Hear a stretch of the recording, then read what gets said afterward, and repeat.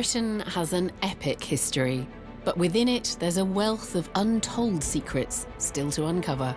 It's a really key find of the week. So every year, hundreds of archaeologists set out, hunting for clues to solve the mystery of who we are and where we've come from. We've just found this amazing pendant. Over the past year, their discoveries have been more exciting than ever. This series will explore the best of them. Just found a coin. Oh, marvellous. Brought to you from the field in a very special way. I think I got it. Each excavation has been filmed for us as it happened by the archaeologists themselves. It looks absolutely fantastic. I bet he had a bad day when he never brought these back.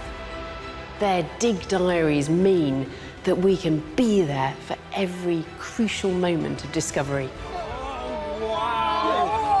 Oh, do we have a winner here? I think it's stunning. Incredible. Our archaeologists will be joining us here in our special lab to take a closer look at their finds and to figure out what they really mean.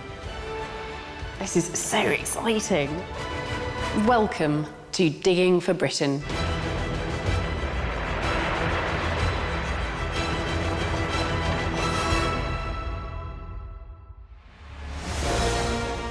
In this episode, we're exploring the discoveries from the north of Britain that change what we know about this island's story. We scramble to uncover the earliest origins of Scotland's first kingdoms. I think I got it. We're there for the find of a lifetime that reveals the true extent of Viking power. Oh, do we have a winner here? And a new housing development reveals the mass graveyard of warriors whose people may have marched from Europe to settle in Yorkshire. It looks absolutely fantastic. These discoveries are rewriting our history. To find out how, archaeologist Matt Williams and I have been given special access to Yorkshire Museum. Its collection tells the story of the North and the people who settled here. The Gilling Sword. And we're going behind the scenes to the back rooms that ordinary visitors just don't get to see. You could get lost in here for days. Star Car is an archaeological site of world importance. Excavations began here in 1948 and have revealed a Stone Age settlement 11,000 years old. The whole site covers 5 acres.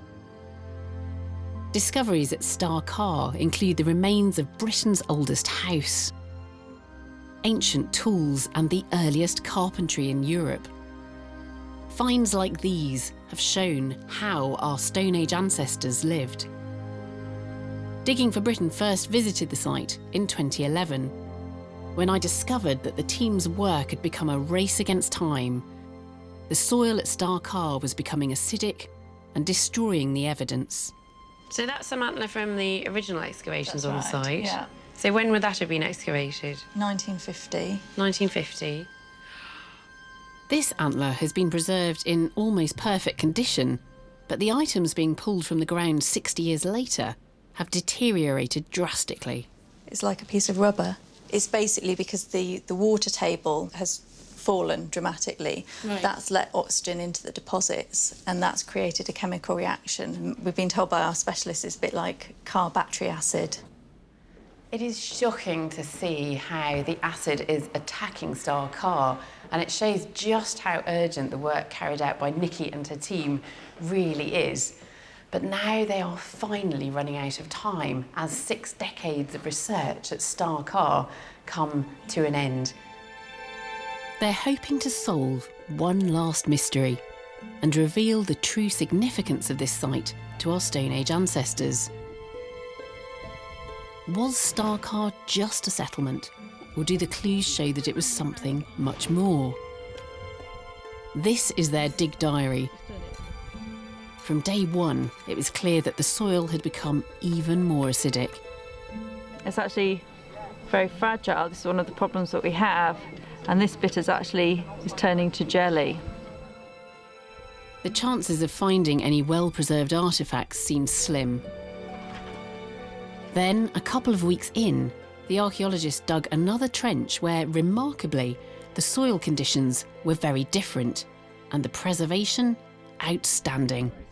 Just turn it. Just cleaning off this area behind me, and it's incredibly exciting. Here we've got an absolutely jam-packed area of bone and flint and wood that we've not seen anywhere else on the site. And in the rest of the trenches, we've had a real problem. We've had very acid conditions, which has meant that the bone and antler has disappeared. So this is a really amazing insight into what people were doing on the edge of the lake here. People are placing bone and antler and wood in this area. But why would people have been deliberately placing these materials here 11,000 years ago? A few days later, another remarkable discovery could be a clue. It's a deer. It is a deer. Yeah. It's a cluster of deer skulls. It's a really amazing example. There are lots from this site, but this one is very robust. You can see the antlers here coming off the main skull, and it's also in association with a couple of roe deer skulls, one here and one here. So we're just cleaning it up some more, and then we'll be lifting it very carefully and taking it to the conservation labs. This discovery is new evidence to support a growing theory that explains the wealth of deer skulls at Starkar. These have been made into headdresses from red deer skulls, and we think that they were possibly used by shamans, wearing them on their heads as part of ritual practices. It's just amazing to think that 11,000 years ago someone might have had one of these on their heads. In the final few days, even more of these partial deer skulls are uncovered. But can they really be ritual headdresses? I'm in the vaults of York Museum to see the evidence for myself. Can we open it up? We can. Look. It's like Christmas. So this is the latest one. So it is just the top of the skull, essentially. We've lost all of the nose and the upper jaw down here. We have. So it is just this uppermost part with the antlers attached. And that's one of the first clues that tells us that this probably isn't just a piece of deer skull that's been found in the ground. It's been worked by human hands for a particular purpose. If this is a deer in its prime, a large deer, it would have very big antlers, and they've been trimmed back. And what that does is effectively makes this a lot lighter. An almost cap-type shape. If you think of a hollowed-out skull, it's almost a cap-type shape going on there. So one of the other features that we see, and we certainly see on other frontlets that have been found, are these piercings, these circular piercings that you see through the skull. Now, these piercings could be for sinew or for cord to pass through. It suggests that this might be something that's been worked by human hands to be worn on the head. And it's really important as well that this isn't a unique object, that it's one of many that have been found at Starkar. Or just over 20 similar objects have been found at Starkar, so this is not a one-off, and they all seem to be treated in the same way. So perhaps it's a group of objects that are being used for a very specific purpose and made in a very specific way. The archaeologists think it's likely that these skulls really were worn as ritual headdresses. Together with the wealth of votive offerings of antler and bone, the finds suggest that Starkar was more than just a settlement. Back at the dig on day 40, the team makes another remarkable and exceptionally rare discovery, which also hints at the ritual significance of Starkar. We have actually just found this amazing pendant, which actually has artwork on it. It's so rare to find something like this. There's only a few pieces of artwork from this country and very few from the whole of Europe. It's very classic Mesolithic. It has geometric lines on it. An 11,000-year-old pendant, piles of bone and antler. Nikki believes that this could be evidence that Starkar held sacred significance. And we're really beginning to think that these things weren't just lost, they were perhaps some kind of votive offerings that were placed in this particular spot. A piece of Mesolithic artwork is an extraordinary find anywhere in Europe. I can't wait to hear what this one can tell us about Starkar. This is so exciting. When I heard that you'd found this, I didn't quite believe it, Nikki, I must say.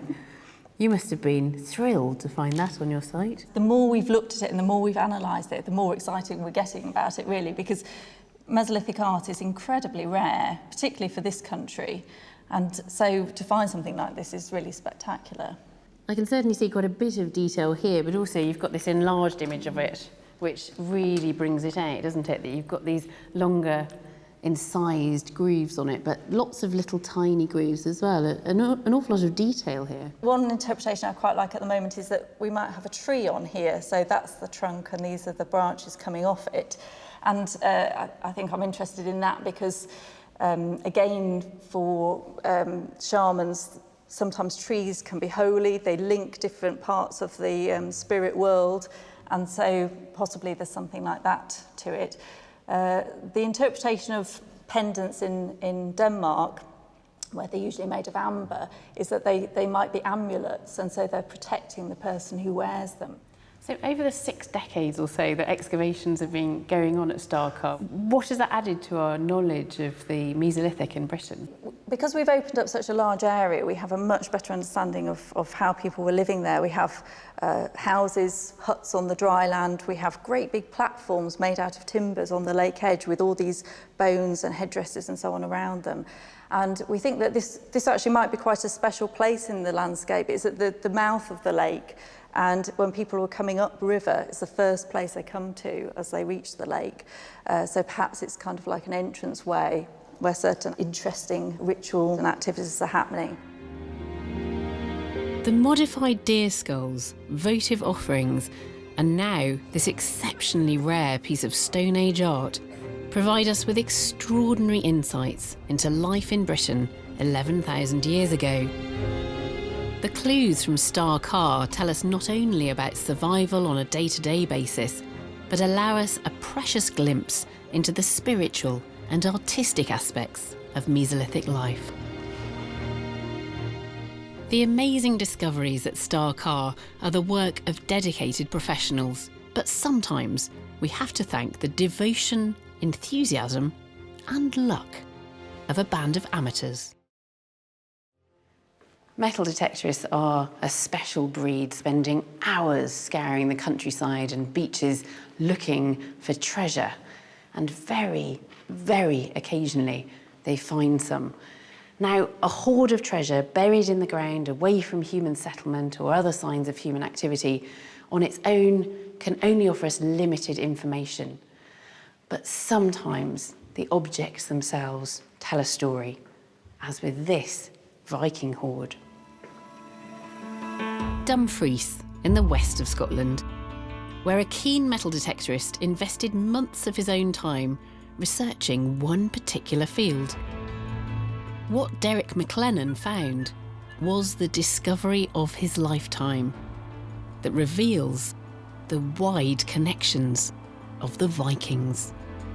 It was harvest time, so there was bales of hay in the field, and I'd been going up and down towards one particular bale, and then I decided to change tack and move to another bale. I got a signal, which was very faint, but it sounded like iron. But I thought, well, I've already dug 30 nails, so one more nail won't harm me. And I put the spade into the ground and dug out the clod. Noticed something glinting in the hole, put my hand into it, it was quite deep. And when I pulled it out, I saw it was silver, rubbed my thumb across it, and instantly seen the saltire design, which I knew from my research was a Viking symbol. Derek realised the importance of his find, so he immediately called the local authorities. They sent an archaeologist to help with the excavation. What they uncovered together was truly astounding. A hoard of Viking arm rings and gold ingots. But there was more. Oh, wow! A large Christian cross. Do we have a winner here? Its stunning decorations revealed for the first time in 1,000 years. At that moment, my senses erupted, and the excitement and joy of what I discovered really hit me. But there was even more treasure to come. including this beautiful pot, still wrapped in protective fabric. The Viking hoard of the decade, I think. The Vikings were pagan invaders who came from Scandinavia to raid Britain and to set up their own kingdoms here in 793 AD. This find could reveal new insights into this turbulent chapter in British history. So it's been handed to a team from Historic Scotland for analysis. When they lifted the lid of the pot, even more treasure was packed inside. To find out what, the team turns to modern scanning technology. And that's got quite a density. Yeah, and then there's a layer of dense material right down at the bottom here. So you can see it's got a lattice on it there. Yeah. I'll just see if we can rack through and have a look at some of the other objects. The scans reveal rings, brooches and other pieces of fine jewellery packed inside the pot. Excavating and conserving them has taken months. Now, almost a year after making his remarkable discovery, Derek has come to view the treasures for himself. Attached to the inside there. It's kind of hard to put into words. I'm absolutely stunned by the amount of artefacts that come out of the pot, and the textiles, everything being so carefully wrapped and packed, shows that even 1200 years ago these objects were very coveted and cared for. This hoard is full of riches and mystery. It brings the Viking world alive and shows that there was more to these legendary warriors than just raiding. Richard, I think the appropriate response is, wow, this is astonishing. What a beautiful collection. It's pretty remarkable stuff, isn't it? It is. Yeah. And it's wonderful to see it all laid out like this. One particular treasure has been fashioned from a silver coin, which gives a clue to the date and origins of the hoard. There's the word Rex. Yes. And if you come back round here, you can start with C-O-E-N-W-U-L-F.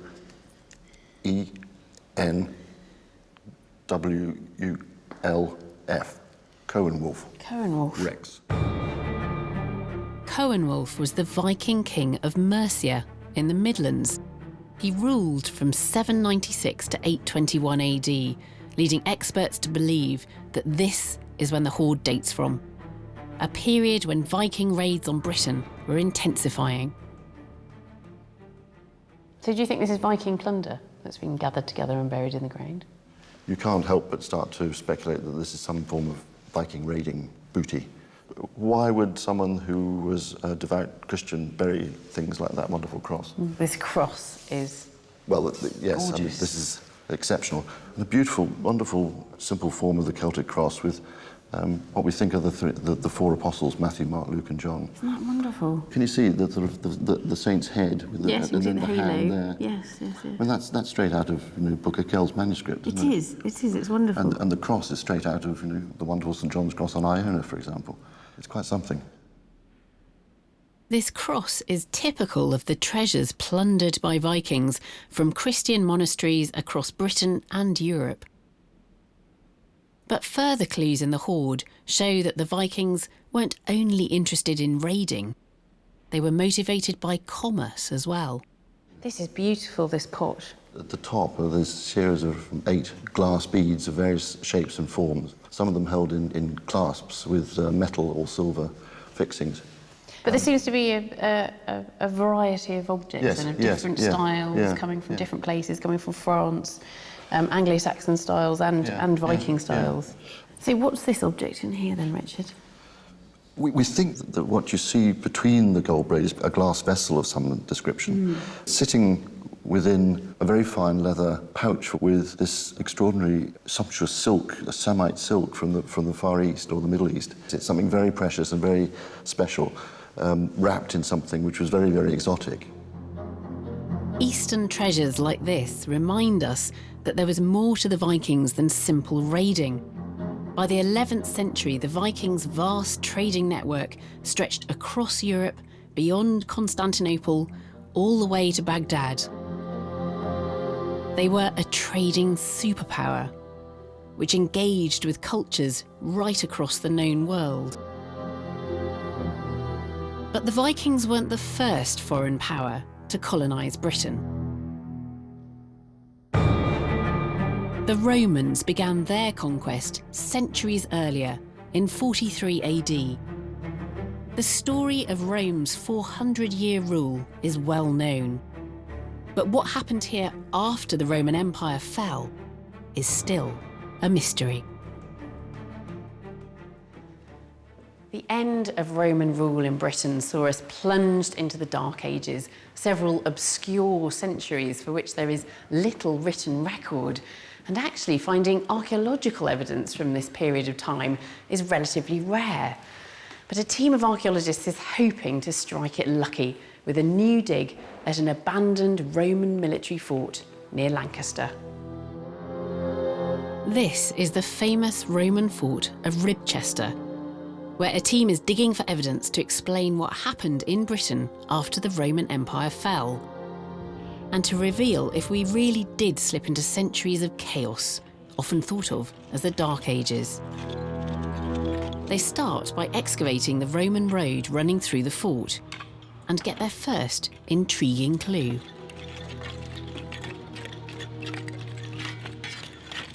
Just cleaned off this Roman road surface, and we've just discovered that it's been robbed, which is really interesting. The road appears to have been dismantled after the Roman occupation, with the heavier stones taken away. It's a really nice insight into the operations of the fort pretty much after the Romans have left, because they're destroying the infrastructure of it to build buildings and taking that material away somewhere else. So what were these Dark Age Britons building with this stone, and where? The team thinks they found the first clues at the other end of the fort. Beginning of week 3, and we have large bits of tile, and that more intense orange is the robbed away hearth, and that orange burning element there suggests we've got sort of workshop activities taking place within that building. The burnt orange earth suggests that this was the site of a fire, built after the Roman administration had collapsed. But this fire does seem to be on an industrial scale, making it possible evidence of manufacturing. And further excavation reveals what they may have been making. That's fantastic. That's a fantastic piece of evidence. Really nice thing there. That is really good evidence that the manufacturing here involved glass. There's a little bit of a runoff of glass, probably from recycling old vessels and stuff like that. It's a really key find. Find of the week. Thank you very much. We sometimes think of Dark Age Britain as extremely backward. But with this glass and the signs of an industrial fire, this dig could be revealing something very different. Britons converting an old Roman fort into workshops. It's new evidence for an era of enterprise, and further finds offer more clues to this new British post-Roman economy. I've just found a coin. Oh, marvellous. So it is. So it's a tiny 3rd or 4th century Roman coin. Marvellous. There we go. The team finds over 20 more coins, all from around the same workshop building. Now Duncan has brought these and his other finds into our lab. We're hoping that they can tell us how this fort was used after Roman rule collapsed, and shine a light on the truth about Britain in the Dark Ages. Okay, so we found 22 coins when we were excavating there, in those very, very top surfaces. And so I think that this is the very, very end of the Roman use of the fort. Can we have a look at some of these coins? I'll bring absolutely. this over so that we can see them a bit more clearly. The head on that side is hardly visible, isn't it? It's very, almost smooth. Hardly visible, exactly. We're looking at a lot of wear and use that's going on as well. But so this is a Roman coin. Who's the emperor on that then? Valentinian is the emperor on that one. So it's minted between 364 and 378. But Duncan believes that these coins were deposited perhaps 2 centuries later. They're very heavily worn, suggesting that they may have been used long after Roman rule in Britain ended in 410. And I think given that we've got all that wear, these coins were probably in circulation for quite a long time. Certainly after you see the collapse of sort of Roman administration, really, coins and pottery are no longer created in the same volumes or at all as they were previously.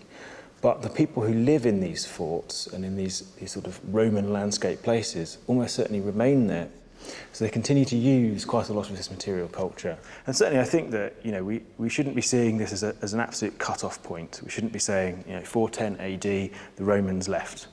What is happening is part of a continuous decline or transformation, is probably a better way of thinking about it, into something completely different. Without military rule, post-Roman society in Britain would undoubtedly have been more dangerous. But this new evidence suggests that it may have been more sophisticated than we thought. So the person who dropped this coin here, for example, what was he doing in the fort? What we're seeing there is a whole series of different manufacturing activities. So we've got the glass that you can see there, we've got the weights, we've got coins for trade and exchange. We think we've got tanning pits, and we think we've got evidence of iron making as well. But wouldn't you have expected those things to be present in a Roman fort as well? Not necessarily, no. By the time you get into the 4th century, it becomes quite a dangerous place to be. If you're moving large numbers of goods and valuable things across the north of Britain, you're probably going to be attacked. There's probably lots of brigands around, that sort of stuff. So I suspect that as we start to see the breakdown of that administration, of the safety networks that exist, then you see that manufacturing to support the fort and starting to take place within it itself. These finds show that we're wrong to think of the Dark Ages as a period of utter chaos and decline in Britain. Archaeology suggests that this was in fact a new age of resourcefulness, when Britons began their own trades and industries and built a new society.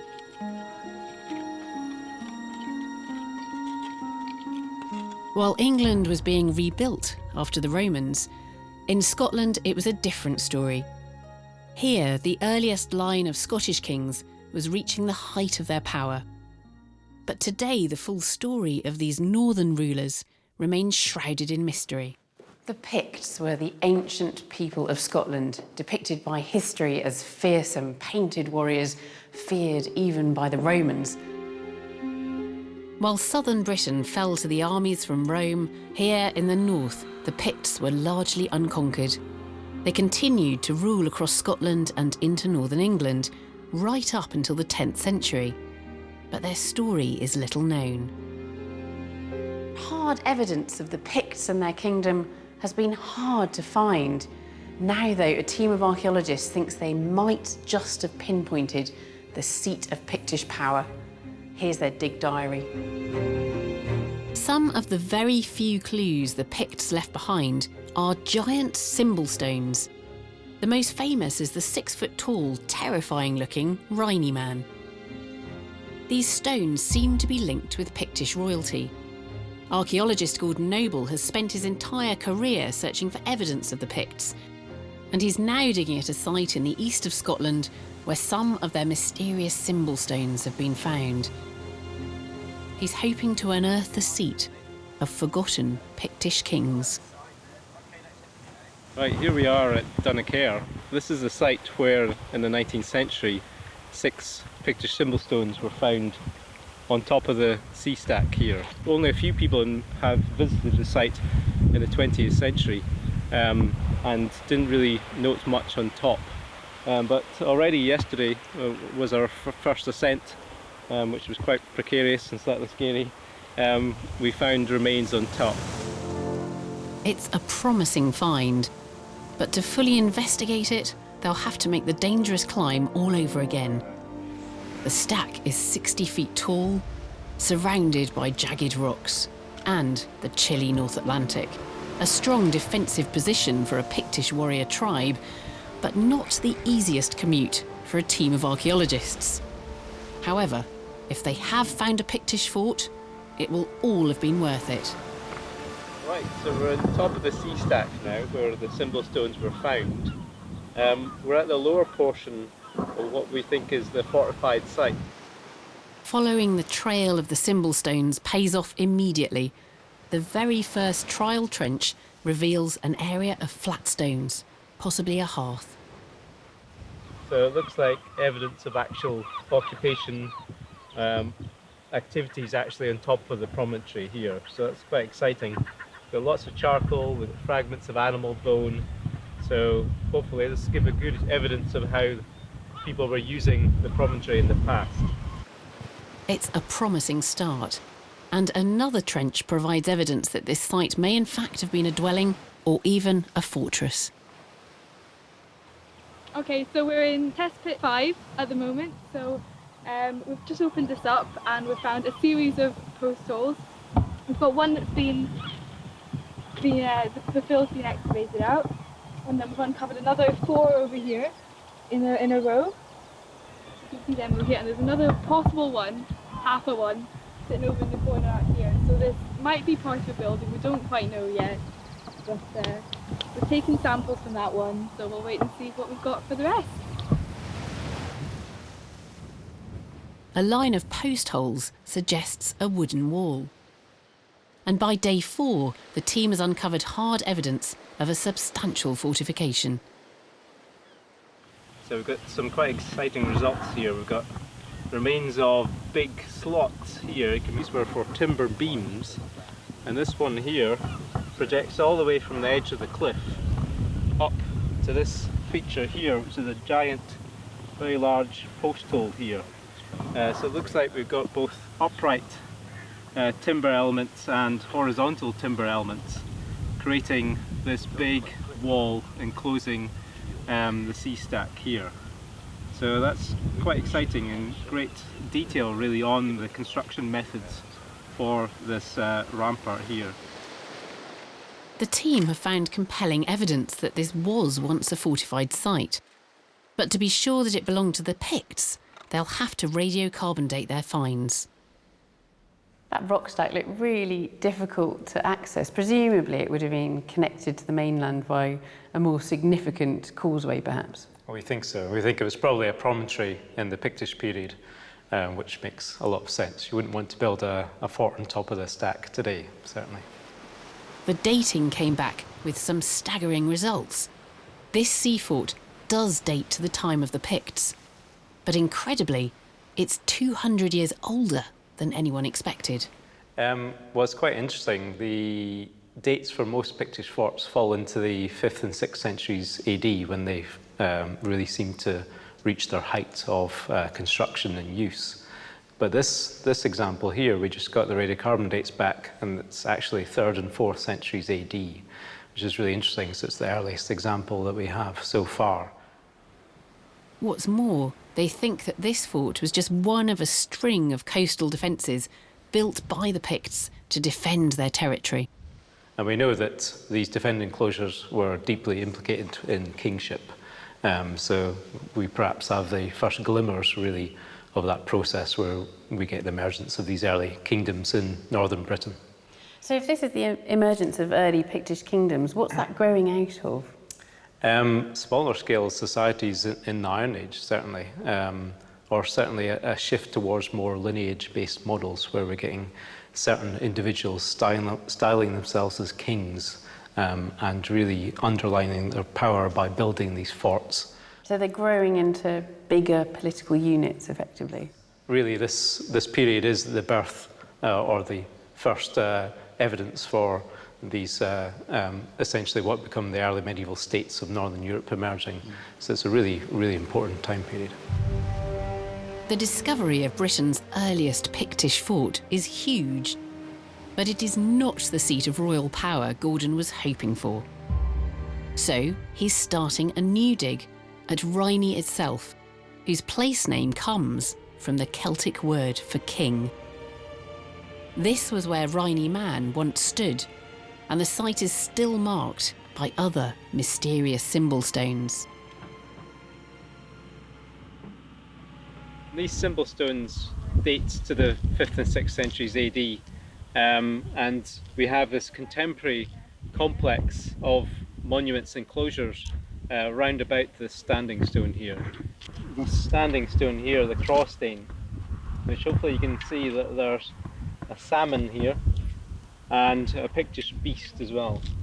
It's got big long legs here and the snout here and this little mane on the top here. The symbol stone marks the entrance to a huge circular enclosure. His hunch now is that the scale of this site shows it was far more significant than the fort at Dunkirk.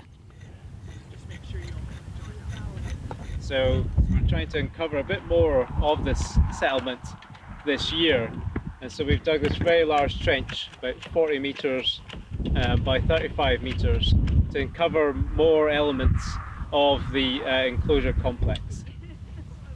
This new trench reveals the circular enclosure was defined by a deep outer ditch and a defensive timber wall or palisade.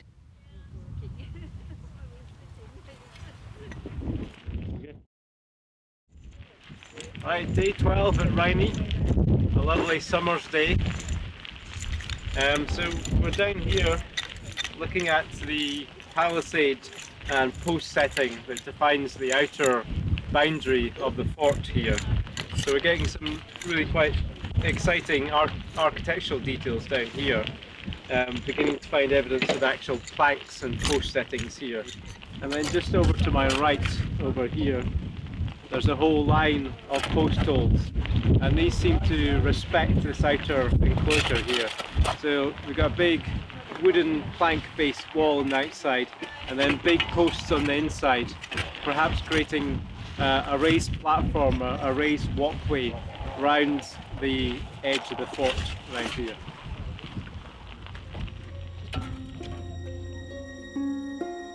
Gordon's team has found evidence of a huge fort. It would have been 60 metres in diameter,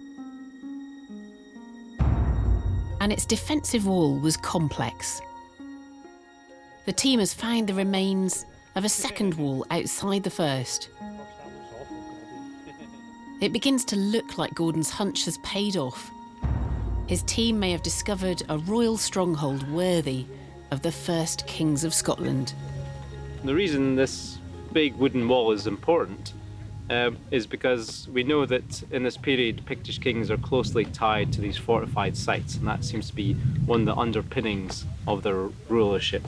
And we've had very few excavations of this scale to actually reveal this important architectural detail, and really the scale of the outer enclosure is really quite staggering at this relatively early phase in the 5th and 6th centuries AD. The Pictish kings are Britain's most mysterious rulers. And now Gordon's team has pushed back the date of the rise of their power and discovered what may have been one of their primary strongholds. But incredibly, that's not all. Gordon has also discovered evidence here to show how the Pictish kings lived, and he's brought it back to our lab. So who actually lived at a palace like this? I mean, a king, what kind of area would he have covered? Was it his family there? Would there have been an army there? Well, first of all, I'm not sure I'd call it a palace. I would call it a kind of royal complex, really. Okay. It's clearly, perhaps, at certain times of the year, people lived there. We have buildings inside. But at the same time, we don't have any evidence for actual, grinding of grain or some of the more everyday tasks. I think this is more likely a place where kings are coming at certain times of the year and entertaining his followers. Some of the finds reveal that this entertaining was done in a lavish style, using imported luxuries. So these things don't look like much. They look like, bits of toffee or something. But this is incredibly rare pottery in Britain and Ireland in this time period. So where's it actually from? We don't know exactly, but somewhere in the eastern Mediterranean. And these would have been big storage at Amphra of the 6th century AD or late 5th century. They're probably for storing wine or some other exotic foodstuff. Do you think by the time they got to Scotland they still had wine in there? I hope so. I can't imagine why else they would come so far. So these are the northernmost examples found in Britain and Ireland so far. And they're coming really far inland. So the Pictish kings of Rhynie getting a bit of a taste for the luxuries of the Mediterranean. That's right, yes. It's amazing to think, really, that Pictish high-status people were sitting in Rhynie drinking Mediterranean wine in the 6th century. It's quite a fantastic image, really, isn't it? There was more going on at Rhynie than just fine dining.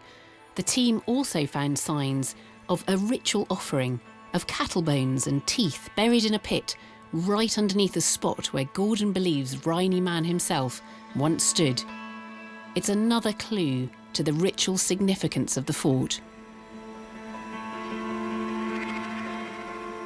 It's not the most defensible location. Most forts in this time period are on promontories or on hills. So this is a more lowland location.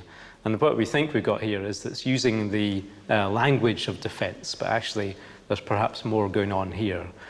So the Rhynie man, for example, carries this axe, and it's thought to be a sacrificial axe for poleaxing cattle. So we think there's probably cult dimensions to the site, as well as being perhaps a residence at certain times of the year.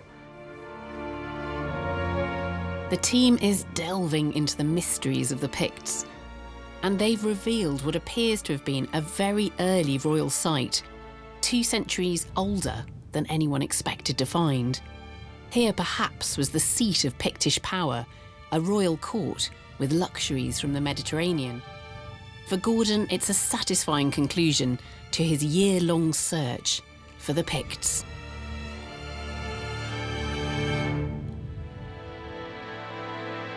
In archaeology, some fantastic discoveries come only after years of painstaking research. Others are made by chance and often against the clock. Before any major construction project gets underway, the developers must first call in the archaeologists to survey the site and to save any archaeology it might contain. Commercial digs like this often turn up surprising and exciting finds, as our next dig diary shows, when archaeologists uncovered evidence of one of the most intriguing Iron Age cultures in Britain. November 2014, in a small Yorkshire village, and a team is beginning a dig to rescue the archaeology from a site where a housing estate is planned. Time is tight. The excavation needs to be completed so construction can get underway. But within days, it's clear there's more to this site than anyone had predicted. When the archaeologists begin to unearth an array of 2,000-year-old burial mounds, known as barrows. Right, it's John's. Very exciting 3 barrows now. John, would you mind coming to describe your burial, please? We've got a crouch burial lying on its left side, facing east, with the head to the north. So you've still got quite a lot to do. Oh yeah, here. well, that's six burials in this one barrow alone. There's 2 that Mark's got that are just north. There's one definite grave in there, and then I see some black patches that are still to be explored. Tons to do. Brilliant. More and more graves are unearthed, until it's clear that the site for the new housing estate is actually a large Iron Age cemetery. And it's such an incredibly rare find, the developers agree to give the archaeologists more time.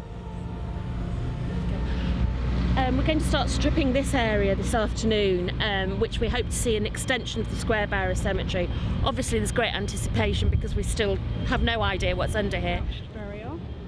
As burial after burial is revealed, the team realise that until now, their excavations only scratch the surface of this extraordinary site.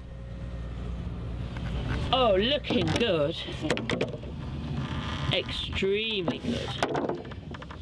For months, the team works against the clock, until by day 149, they have revealed a staggering 38 square barrows. Within the cemetery, we have all shapes and sizes of square barrows. This one's the classic representation, 8 metres by 6 metres, with a central grave. We've got a much smaller one here, but still with a central grave.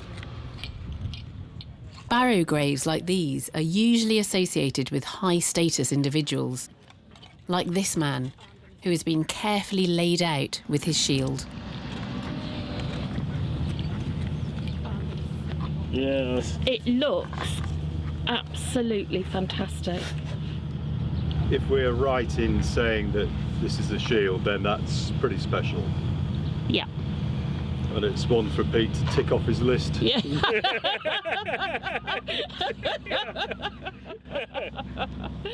We came here 8 months ago, anticipating a couple of square barrows, but in fact we've actually got an Iron Age square barrow cemetery. We've excavated over 60 barrows and 101 skeletons to date.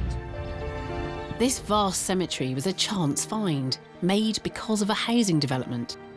But who were the mysterious Iron Age tribe buried here? Only now can the analysis begin, with the skeleton of a 25-year-old man, buried with an array of weapons. He dates to the Iron Age. He's obviously significant within his community. It's highly likely that he was a warrior, that he was afforded more ritual than the other burials that we're seeing. He's a significant member of his community. And is this the only sword you've got on site? Yes. Then? Yeah, this is the only example. We've got other objects that have been found within the barrows, but that's the only sword that we've got. We've got an iron blade with the scabbard still adhering to it, made of timber, and then the horn handle. And these little bits of bronze as well? Yes. Here and here? Yeah. So quite decorative up the top there. It would have been really decorative, yes. The fine craftsmanship hints at a sword that once belonged to someone of high status. And the spearheads found beside the body offer further insights into the burial afforded to this high-ranking man. Along with the sword, the person had been buried with several spears that you can see around his body, and they hadn't been placed, they're just randomly positioned within the grave. Do you imagine people throwing them into the grave then? That's what we thought.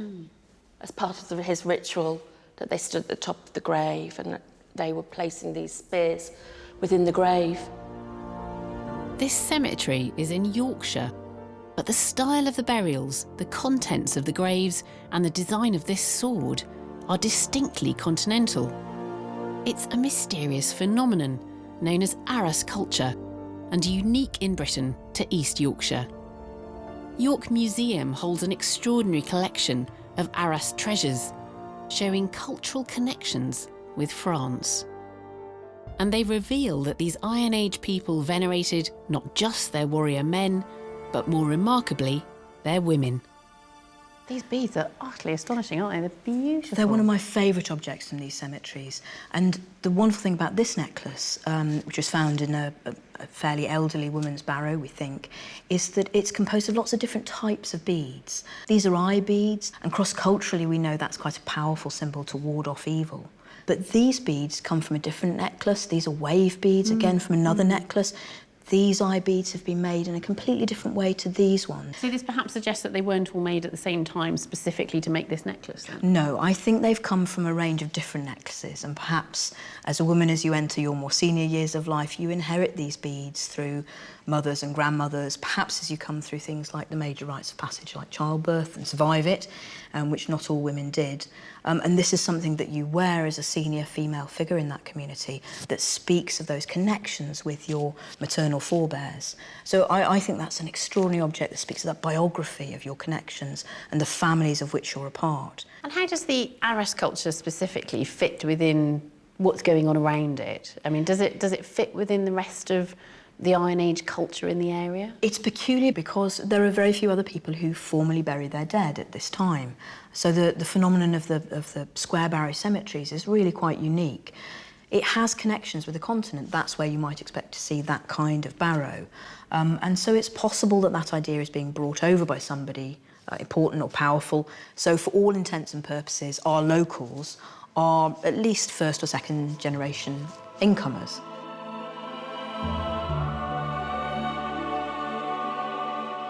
The discovery of the Arras Cemetery was unexpected and extraordinary. It offers us tantalising evidence of our links to the continent in the Iron Age and to a possible mysterious tribe of ancient immigrants who came from Europe to settle in the heart of Yorkshire 2,000 years ago.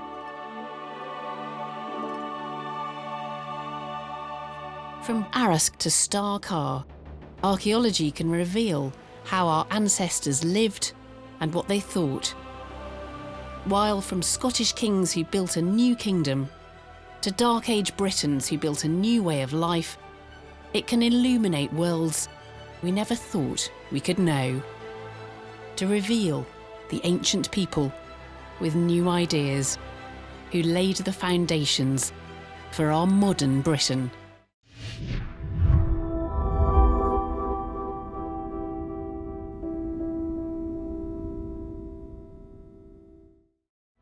Britain has an epic history, but within it, there's a wealth of untold secrets still to uncover. It's a really key find of the week.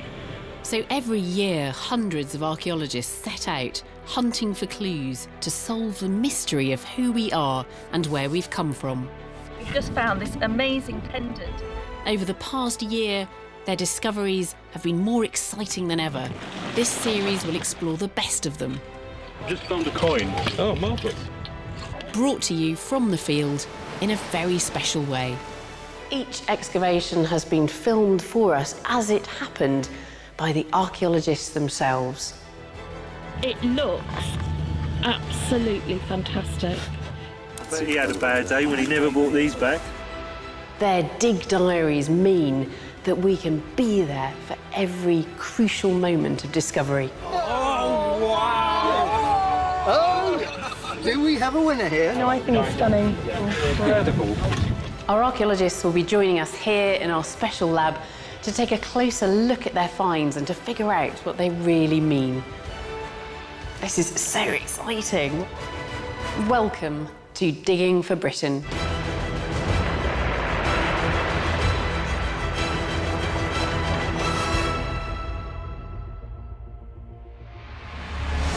In this programme, we're joining teams of archaeologists across the east of Britain to share in their biggest new finds. We're there for the grim discovery at a Crossrail site that reveals the brutality of Roman rule in Britain. If they show signs of injury, then these are beheading victims. We dive deep in the Thames, searching for clues to explain a mysterious naval tragedy. It was really amazing, actually, that that's been under the water for 350 years. And we explore a British story in Belgium, as a team reveals the secret advantage that helped Wellington snatch victory at Waterloo. What you have here is basically a hollow ball, packed with gunpowder.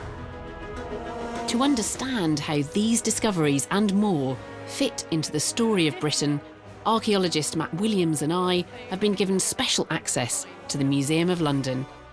Its unique collection tells the story of the East from this area's earliest inhabitants.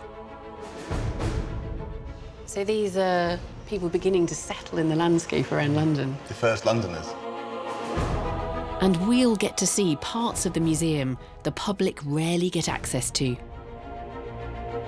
There are 20,000 skeletons down here. Our first dig diary is not from Britain, it's from Belgium, but it explores a very British story, Wellington's victory at Waterloo. In 1815, Napoleon Bonaparte faced the Duke of Wellington and his European allies at Waterloo. Wellington's victory ended Napoleon's rule and settled the fate of modern Europe. 200 years later, an international team of archaeologists travelled to Waterloo to excavate the battlefield for the first time, hoping to understand how one farmyard had become pivotal to the outcome of the battle and how the Allied army successfully defended that farmyard against the odds. According to Wellington, Waterloo was the nearest run thing you ever saw in your life. We know that his victory hinged on finding a way to get ammunition to his outnumbered troops stationed here at Hougoumont Farm. But we don't have proof for how he did it. Now archaeologists from Waterloo Uncovered are searching for clues and for evidence of the French onslaught fought off by Wellington's men. We've been working down in this stubble field for the past 3 days, and that was an area that at the time of the battle was occupied by a wood. The French did advance up through that wood, and that fight within the wood is not fully understood. There are some eyewitness accounts, but it's fairly vague. We know Wellington's men occupied the farm, and now for the first time we can understand how fiercely they had to defend it, as the team's investigations reveal the intensity of Napoleon's opening attack. This tree faces onto an open area where we know there was a lot of fighting. There'd have been shooting coming from the wall over there, 40 yards away. So either way, these trees are going to be right on the backstop for any sort of musketry that's going on around here. And of course, at chest height, balls that have hit trees are going to be fired at human beings who are milling around these trees. It's pretty remarkable that 200 years later it's all still here. Wellington had 1,200 men defending Hougoumont. It's believed that Napoleon sent 4,000 to take it. And now metal detecting is revealing definitive proof of that savage assault by the French. By the wall, picking up multiple targets. They look like French musket balls, all concentrated within probably a foot square. I've picked up 4. One of them, if you can see, if I don't drop it, is embedded. It's still got brick dust on it. The shot struck the southern wall, which the records say was where Napoleon ordered his attack to begin. Now inside the farm, the team uncover great quantities of French musket balls, which reveal how desperately Napoleon's army fought to get in.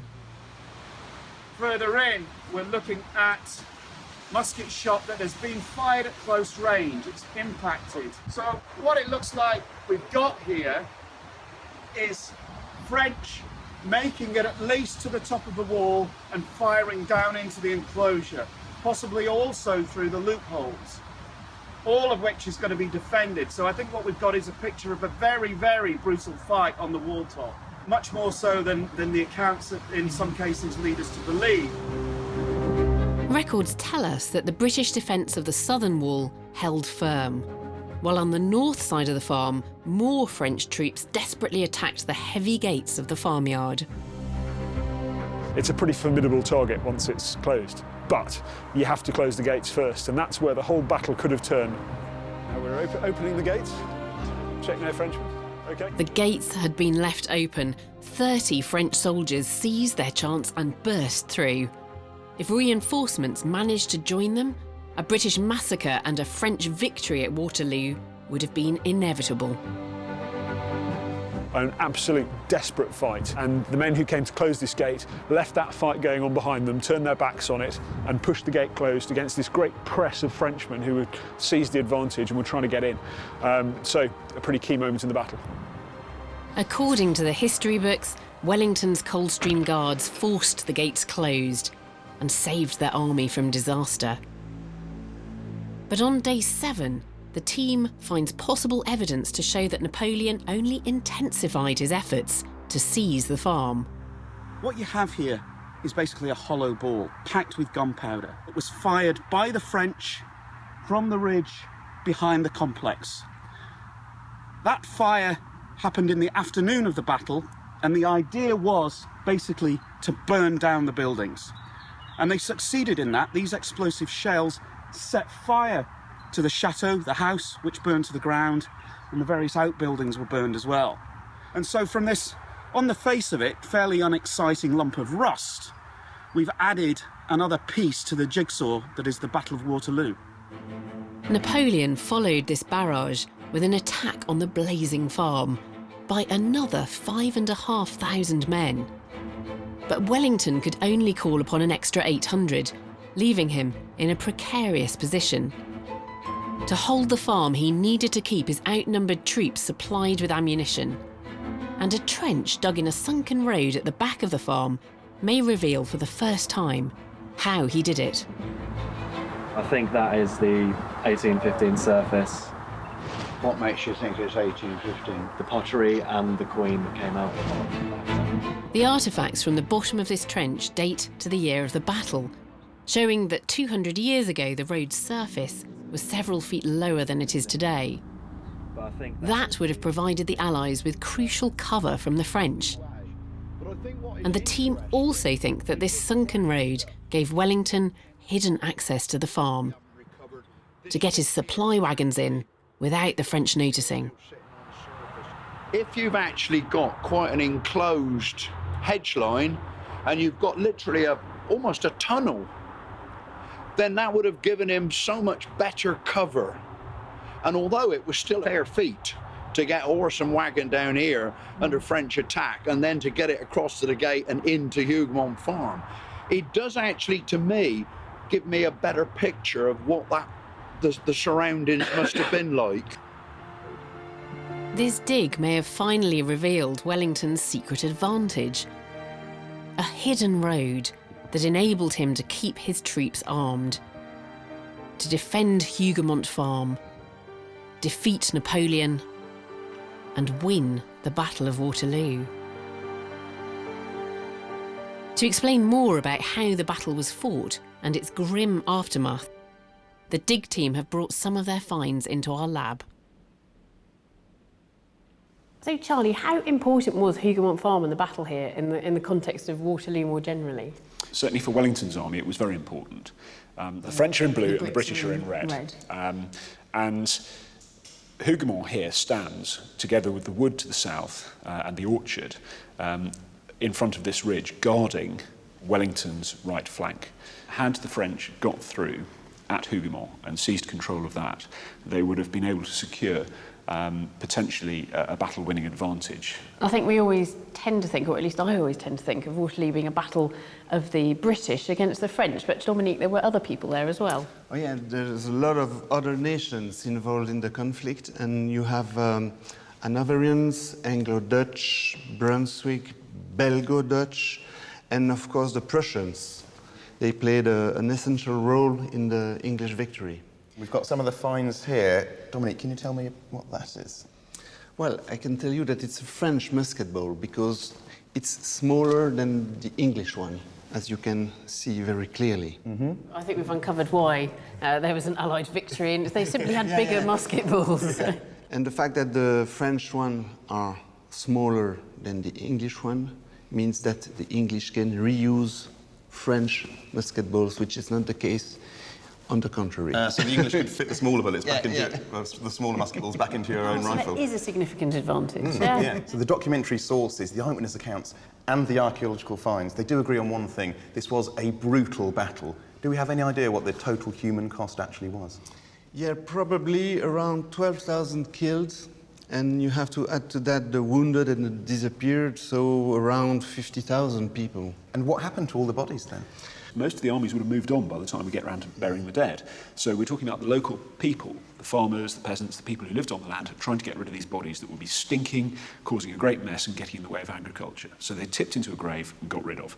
Anything that is useful, can be used, can be sold, will be stripped from them, and the bodies will be disposed of as quickly as possible. Scavenging among the dead for valuables was grim enough. But around the time of the Battle of Waterloo, this common practice took an altogether darker turn. I've come to see the evidence for myself, right in the depths of the Museum of London. Well, this is the Museum of London's bone store, and every one of these boxes contains at least one human skeleton. In total, there are 20,000 skeletons down here.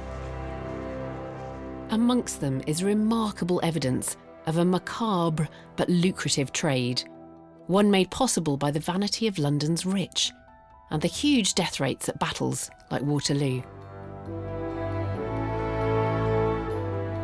So this is an incredible bit of dental work that's been carried out. Yeah, I mean, this is remarkable. So this is the mandible, the lower jaw of a female, and she was buried at St Marylebone Church, and we know her name because she had a coffin plate, and that survived in enough detail for us to be able to read what her name was. So she's Mrs. Charlotte Bampton Taylor, and we know that she died in 1837 and was 77 years old. And to be buried where she was would indicate she had money, she was high status. And looking at this that you can see here, which is a rather remarkable piece of dentistry. Is that a real tooth that's there? I mean, this is it's a false tooth in her mouth. Yes. But it looks like a real human tooth. Yeah, it does. It's fantastic. So it is a real human tooth from somebody else, and it's been put into an ivory plug to fit it in, and then to actually stabilise it within her own mouth and around the teeth is this metal wire that's been wrapped around, and that from tests has come back as being platinum. So very expensive. It's an extraordinary piece of 200-year-old dentistry, but more extraordinary still is where the tooth itself may have come from. When we see this sort of form of dentistry, we have a term that we relate to as Waterloo teeth. Related to the Battle of Waterloo? Yes, and that's because we know that, unfortunately, when these men were involved in these battles, and somewhere such as Waterloo, you've got very high death rates, you've got lots of people that are dying. You then have an opportunity to actually claim something to make money, and that would be the teeth. Teeth were very lucrative. So people would actually then go around extracting the teeth to then sell and use in other people's mouths. It's extraordinary. So you've got this well-heeled woman. She's lost quite a few teeth, actually, but she's lost this tooth right in the front, which does affect her appearance. And she's paid to have this expensive dental work done so that she can smile at somebody with a dead man's tooth in her mouth. Yes. Stories like these are why I love archaeology. It has the power to shock us, with grim revelations like this about what London's rich did in the name of vanity. And it can surprise us too, with new insights into an iconic battle that defined Britain and Europe for centuries. But few of archaeology's surprises come as unexpectedly as in our next dig diary. It comes from Lenborough in Buckinghamshire, where one amateur made the find of a lifetime. In the early 11th century, marauding Vikings terrorised southern England. Ethelred was the Anglo-Saxon ruler who attempted to buy peace, paying off the invading armies with sackloads of silver. It was a waste of money. Within a generation, England was ruled by a Danish king, and the Viking conquest was complete.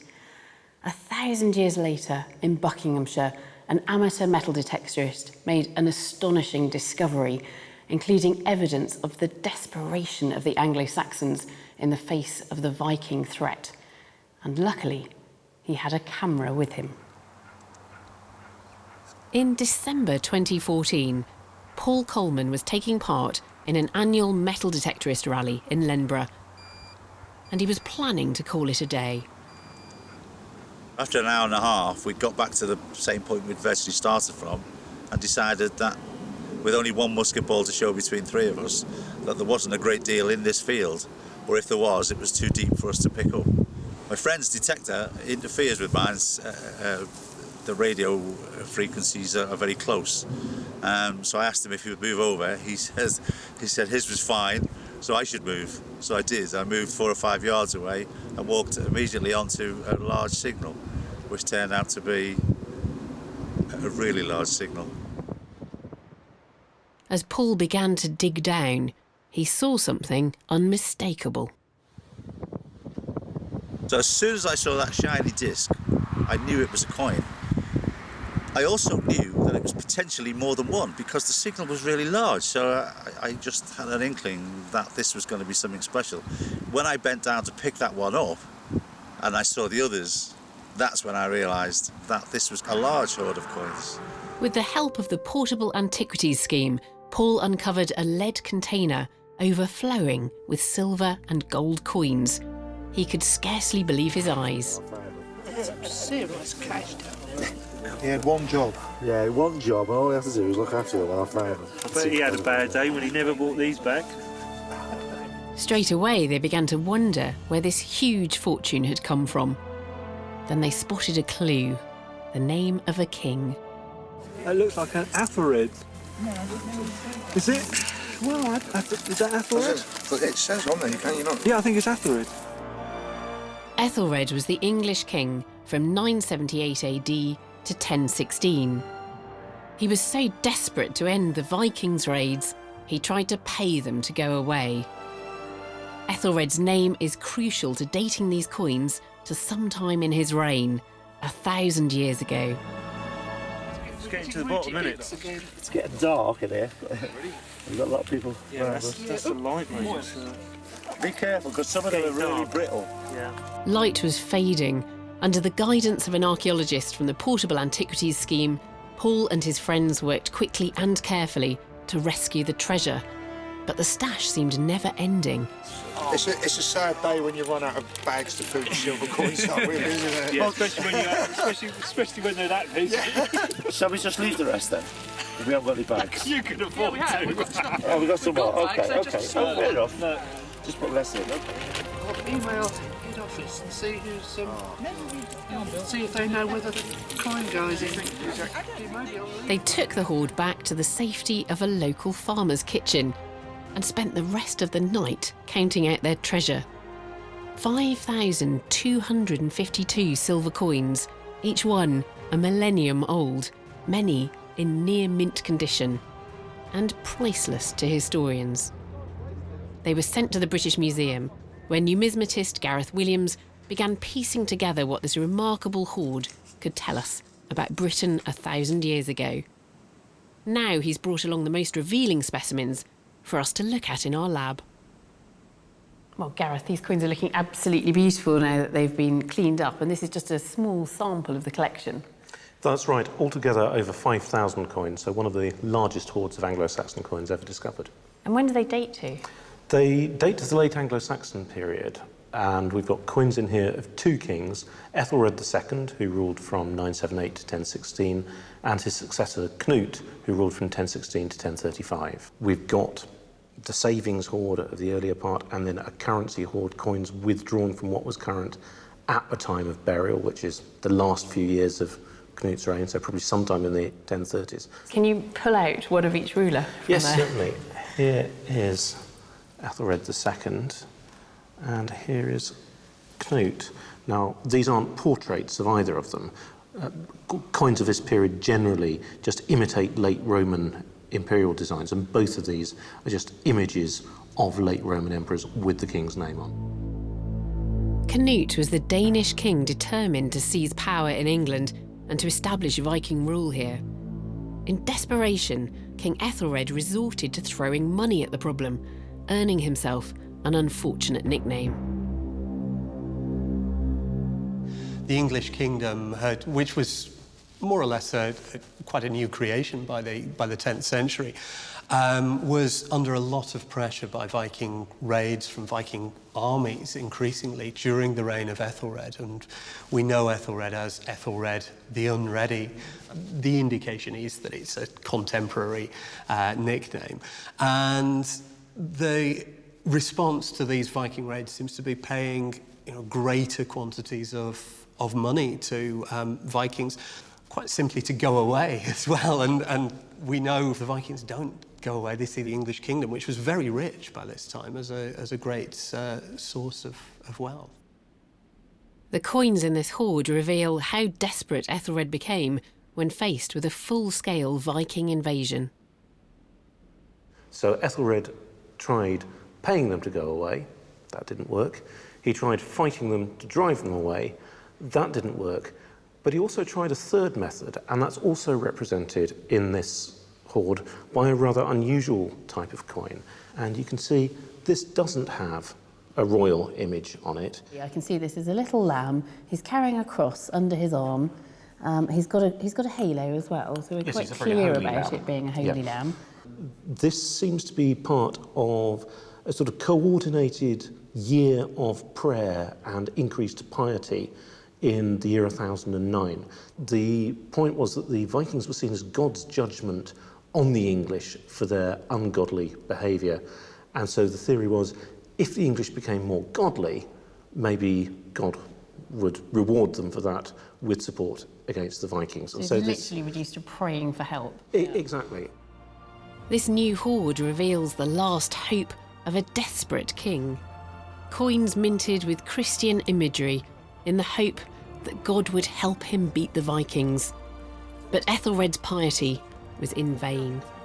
Canute seized power and the Viking conquest was complete. Finds like this have made it a remarkable year for archaeology in the east of England, and in London, one giant engineering project has offered an unparalleled opportunity to peel back the layers of the capital's history, to reveal how the city first began to boom. Since Roman times, men and women have flocked to London, driving its population from 30,000 2 millennia ago to 7 million today. And the capital is still growing. This is one of its newest and biggest developments. Crossrail, London's high-speed underground rail network. It's a massive piece of civil engineering. But it's also a once-in-a-lifetime opportunity for archaeologists. The vast excavations are revealing what life was like for Londoners as the city mushroomed over 2 millennia. But what we're also discovering is the cost in human life. Liverpool Street railway station in the very heart of the city's buzzing financial district. Right outside the station, archaeologists from Crossrail and Museum of London Archaeology have uncovered clues to the brutal violence at the heart of Roman rule in Britain.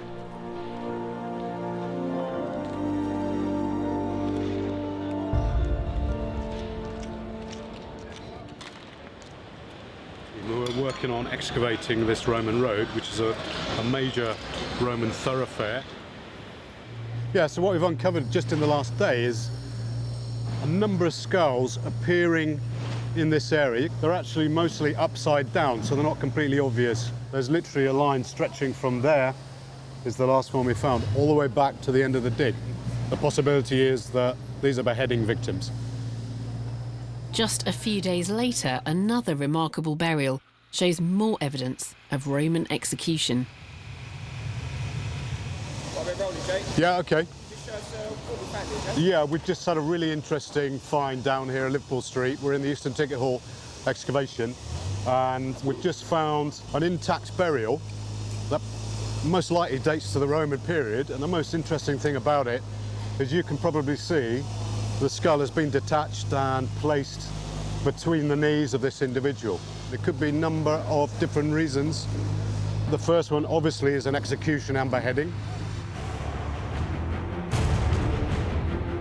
We know that Rome ruled its empire with an iron fist, but can remains like these really be evidence of its rough justice in Britain? As an osteologist myself, I want to see the bones with my own eyes. So Don and Jay have brought one skeleton into our lab. It's interesting to have such explicit evidence of decapitation at this site, and I believe this skeleton shows decapitation again. Exactly. What we have here is the remains of a male adult that we found in the cemetery, and what's very interesting to see is in the neck area, on the first thoracic vertebra, we have a very clear cut mark going through the skeleton. For example, this facet would normally fit on here, but it's been sliced off by a very sharp blade, and this cut has probably caused full decapitation of this individual. There's a polishing of the bone, isn't there, where the blade has come through here. So right at the base of somebody's neck. And do you think this would have been a blow coming in from the back then? We believe so. It seems that for the blade to have come in and to have not affected the other spinous processes, it seems that the neck probably was flexed, in which case you'd suspect that the cut did come from the back. Yes. So by looking really carefully at the orientation of those cuts, you can reconstruct the grisly last moments of that person's life. Severed vertebrae, decapitated skulls. It's chilling evidence of the brutal reality of Roman rule in Britain. These discoveries have been made thanks to Crossrail's massive excavations, But not all archaeology involves digging into the ground. In the Thames estuary, a team of divers is battling the elements to solve a maritime mystery. And they've sent us this dive diary. In 1665, Britain was gearing up for war with the Dutch, primarily to win back valuable trade routes to the New World. Among the Royal Navy's flagships was the London, a mighty gunship, 140 feet long and armed with 76 cannon. It's thought that on the 8th of March 1665, she was still crammed with guests, yet to disembark further down the river. When suddenly, in the mouth of the Thames, an explosion blew her to pieces. No one knows what caused that explosion, and to have any hope of solving the mystery, the first challenge is to rescue the London from the savage currents and ravenous wildlife of the Thames estuary before she's lost forever. In 2014, Cotswold Archaeology, Historic England and local South End residents launched a rescue mission. The team returned in the summer of 2015 when they recorded this footage. So this is day 2 and we're back out on the site of the London. Our main objectives for this season, which is the excavation of the gun carriage. This was found at the end of last year and we just sort of uncovered the very top of it. So the priority for this season is to continue excavating the gun carriage. We're going to commence dive operations now.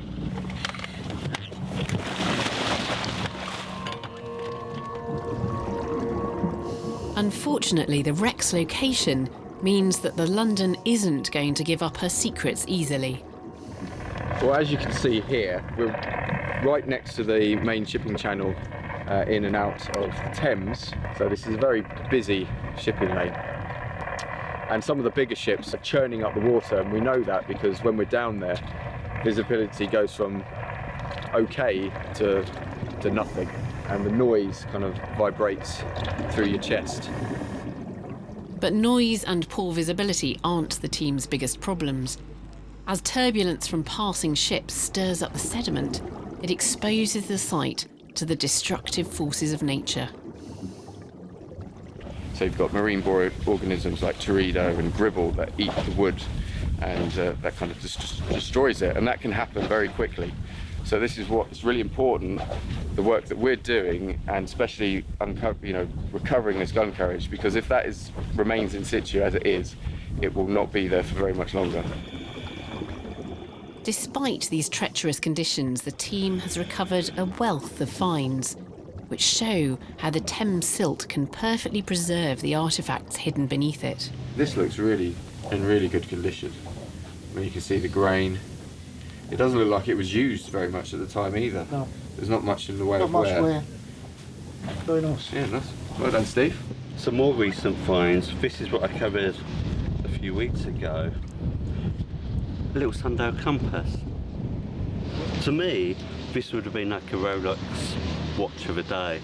You'd have the sundial, the compass in there, matched it up, that would have lifted up and they could get the dates of the time. Steve believes that this probably would have belonged to one of the higher-ranking crew members. You know, the chap who had this would be in a nice cabin, you know, far more comfortable than down towards the bilges. These are just a fraction of the objects recovered from the wreck so far. But time and tide wait for no man, so the team's focus soon returns to the star attraction. The gun carriage is the main objective of this week, and we've been progressively digging out that carriage and trying to uncover it as much as we can. Once we've uncovered it, the aim is to recover it. Working in such poor visibility, the team relies heavily on the underwater survey, which reveals much more detail about the location of the carriage within the wreck. So this line here, we think, is the bottom of the, close to the bottom of the ship, and this kind of dark line here is where the carriages are, which looks like, well, what we think is the main gun deck, because that's what we think. We've got the side of the ship here, lying on its side, because the carriages are pointing downwards rather than lying horizontal. And the fact that the gun carriages, or at least the one that we're excavating at the moment, has got all its associated gun furniture, tackle, kind of tells us that this object, this artefact, hasn't moved very far from its original position. Finally, on the very last day of the dive, and after 3.5 centuries lying on the seabed, the wooden gun carriage is rescued from the depths. We've finally recovered the gun carriage, and that was a real effort. It was in a really awkward position to try and get to the bottom of it. It was, you know, trapped under many artifacts, very fragile artifacts, so we had to recover them carefully without destroying them. But eventually we've got it out and stropped it up and recovered it, and it was a great relief when it finally broke the surface. It was really amazing, actually, to think that that's been under the water for 350 years and then suddenly it rises up. Weighing in at around a tonne, this is the first complete gun carriage to be recovered from the London. It's just one of a wealth of clues rescued from the seabed, some of which offer intriguing insights into the final moments on board the doomed ship. These finds were all made in a small area, suggesting that the London was jam-packed with supplies and ammunition. It sounds like the gunpowder was all together then in one place to cause such a massive explosion to rip this whole ship apart. The area that a lot of the materials come from is not much bigger than this table.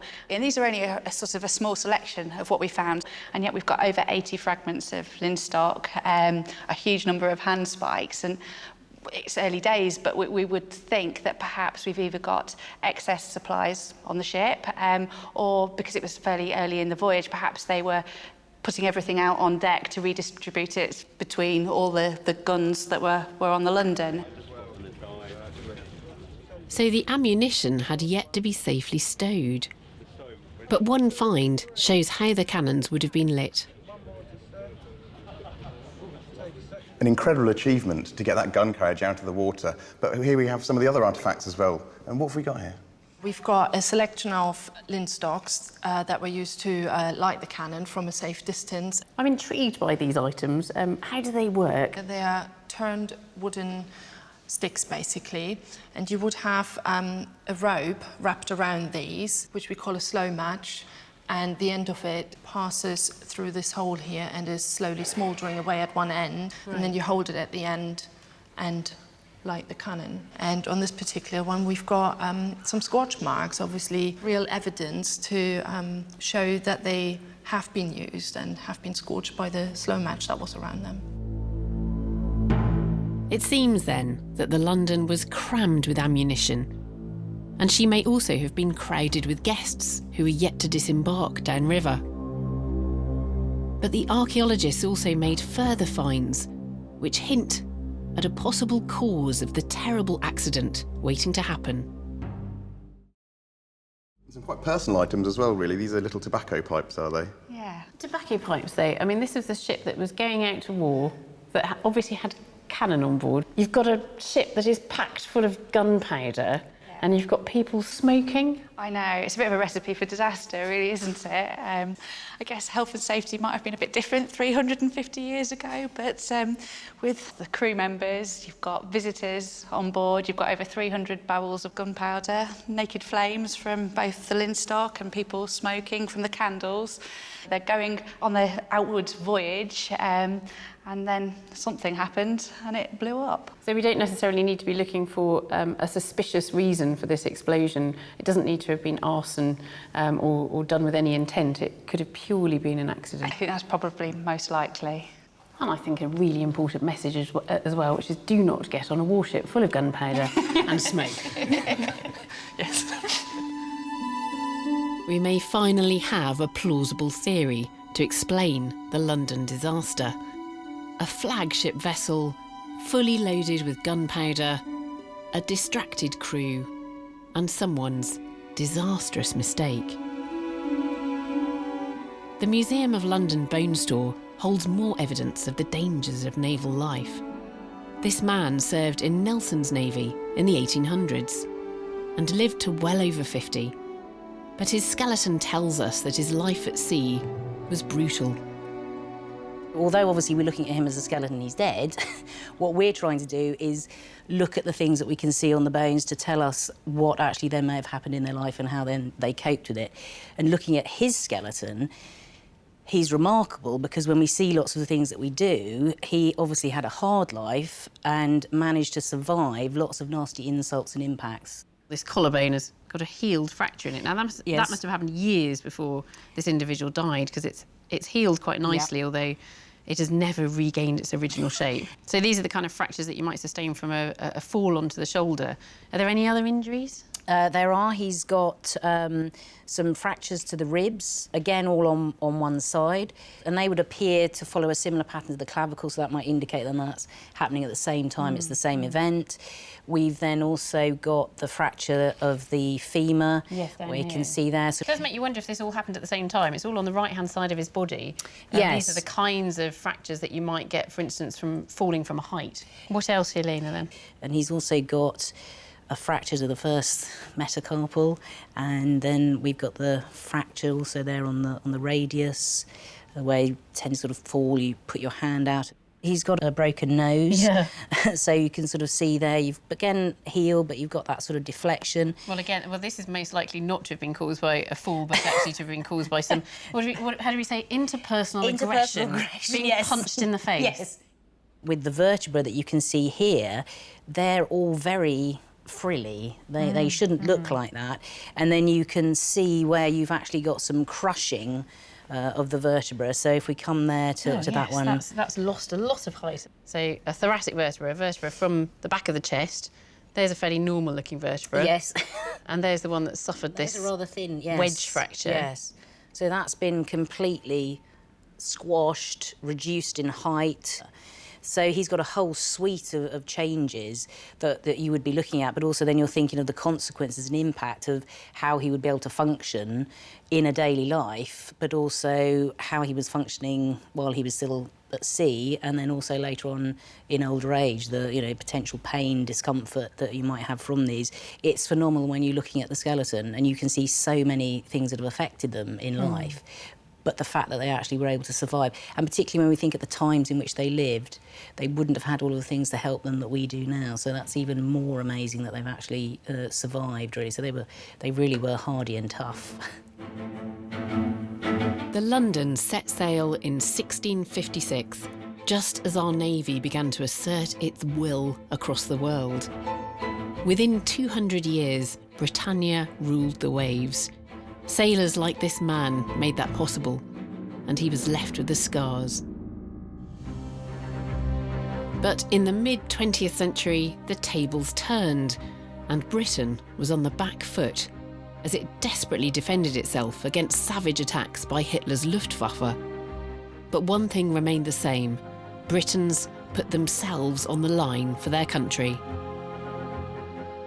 Our next dig takes us to West Sussex, where archaeologists are shining a new light on a story we think we know so well, the Battle of Britain. But their new discovery reveals forgotten heroes, a machine and a pilot. In the summer of 1940, waves of German Luftwaffe filled our skies. Hitler's plan: crush the smaller RAF and then launch a full-scale invasion. Standing in his way, the iconic Spitfires and their daring British pilots. But a dig on this hillside is reminding us that Spitfires didn't win the Battle of Britain on their own, and that our British pilots weren't the only heroes. We are excavating the remains of a Hurricane shot down in the Battle of Britain on the 9th September 1940. Hawker Hurricanes actually shot down 50% more enemy planes than did Spitfires. Yet, it's the Spitfire whose name has become iconic. The Hurricane was, if you like, the forgotten hero of the Battle of Britain. I mean, it's not forgotten, but it didn't get all the glamour of the Spitfire. Unfortunately, this Hurricane never made it back to base. This is the impact crater. It's slightly ovalled. It's where the aircraft's come down and hit. Then obviously the weight of the aircraft is displaced all the earth and the chalk. We've had pistons and valves and bits of engine casing. So now we've cleaned it up, we can see where it is, we can now proceed to go down and see what else is there. Amongst the finds recovered is evidence of the sheer violence of the impact. This is part of the ammunition box that contained the 303 rounds for one of the machine guns. It's just a thin aluminium box. But when the aircraft crashed, there was a lot of ammunition on it. And what happened was the force pushed all the ammunition down into the box. And we can actually see here, this is one of the bullets. It's actually punched its way through the box and made a very neat little hole there. So that's a cracking find. 75 years to the day after the crash, one of the larger pieces is discovered, part of the propeller assembly from the nose of the plane, and it has survived intact. This is where the propeller blade would go, so the propeller blade was sticking out here, and that would be rotating, and there'll be another one about here and another one about here. So you've got the 3 blades, rotor hub under the cones. Here to help with the heavy lifting is a group from Operation Nightingale, an initiative to rehabilitate British soldiers recently returned from active service. The team today is largely composed of military veterans. Excitingly for us, we've got 3 Polish soldiers that have served in Afghanistan, and they're working alongside British veterans, people who've fought in Afghanistan and Iraq, but also people who served in Northern Ireland and indeed in the Falklands campaign. For these Polish veterans, this is a chance to celebrate the other unsung heroes of the story, the Polish pilots who fought for the Allies in squadrons like the 303. This is great for me because pilot with the division 303 is Polish heroes, Polish flying heroes. And Sergeant Bunch, this is great pilot with the squadron. 303 Squadron was a predominantly Polish unit, and it became the most successful in the Battle of Britain, shooting down 108 German planes in a single month. The Polish pilots, they were almost, if you like, the forgotten heroes of the Battle of Britain. They were relatively small in number, and what they did, just like the Hurricane really, was disproportionate to their numbers. But they achieved an incredibly high kill score. Their determination to get at the enemy was second to none for obvious reasons. Their country had been invaded, so consequently their kill rate of enemy aircraft destroyed was significantly higher than any other squadron. 21-year-old Kazimierz Wunsch was a sergeant in 303 Squadron when his Hurricane was shot down on the 9th of September 1940. Luckily, he managed to parachute to safety, and as the presence here of his daughter and granddaughter testifies, he lived to tell the tale. He was slightly injured. The oil blew into his face, so he had some burns, and he had was something injured in his leg and in his back. But after staying in Hove Hospital for a month, he went back to flying, and he was flying until the end of the war. My grandfather died when I was 6 months old, so I never got to really know him, and I'm amazed that we found this plane. The last person to see it intact before it went into the ground was my grandfather, and that means a lot to me. There's a piece, I think I'll remember it to the end of my days. It's the Morse panel. He would have touched that, he would have looked at that on a daily basis every time he got into the plane. If his radio had gone down, that might have saved his life. And so to see the words Morse and all the other bits on that piece is just incredible, and it does make me feel a real connection with him. The 75th anniversary of the crash is marked by a rare sight, a flypast by a fully restored original World War II Hurricane. It got really quiet.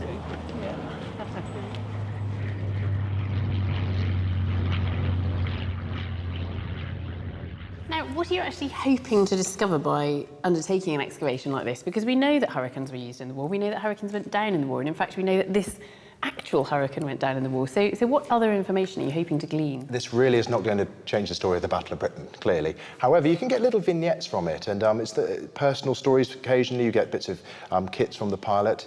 The ammunition will also tell you a story about that particular day in September 1940, in the hope that this aircraft was going to bring down some of those attacking aircraft. I think that's really important to remember that the Poles played a very big role, but there were pilots from Czechoslovakia as well, French pilots, a couple of Americans, South Africans, Australians, people from all around the world contributing to this global effort to stop this hideous entity from being able to invade. And so this artefact, although it is just a bullet. It's way more than that, because this has got a narrative of those days in 1940 and, you know, a critical part of our island's history, really. What do you think it was about the Polish pilots that gave them such a good kill rate? I think there's almost a visceral hatred that goes on with the Polish pilots. We've been talking about the defending of Britain with the Battle of Britain. Now, the Poles didn't have that luxury. In 1939, their country had been invaded. It's the reason, ostensibly, Britain goes to war. And so they are fighting to try and liberate their country, and the only way they can do it at that time is to fight back at the Luftwaffe. And so they are a determined bunch. They're a group with anger. They are a group that perform incredibly well. And despite this plane crashing, of course, Wuntscher himself escaped. And as we saw, his daughter and his granddaughter in the film, and I think the archaeology was very important to them. It was, and to be able to have that hands-on for your family tree, that's a physical manifestation of your heritage, which is really, really powerful. So you're able to put your fingers where your grandfather or your father had put his in the cockpit, or to look through a piece of perspex, bit of glass. So you're looking through that same viewing screen that your relative had, and that's a really strange feeling in archaeology, to be able to have that direct connection with people from the past. This dig has helped a family connect with their war hero from a brave generation, and reminds us all about the foreign pilots who risked everything to save Britain. It reveals the power archaeology has to tell our stories, whatever the era, from a bloody battle fought in our skies in 1940 to the brutal oppression of Roman rule.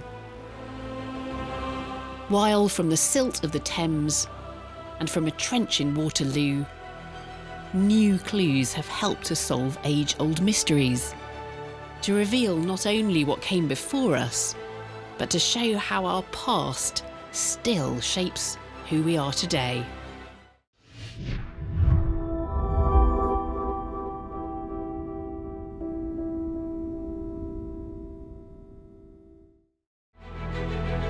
Britain has an epic history, but within it there's a wealth of untold secrets still to uncover. It's a really key find of the week.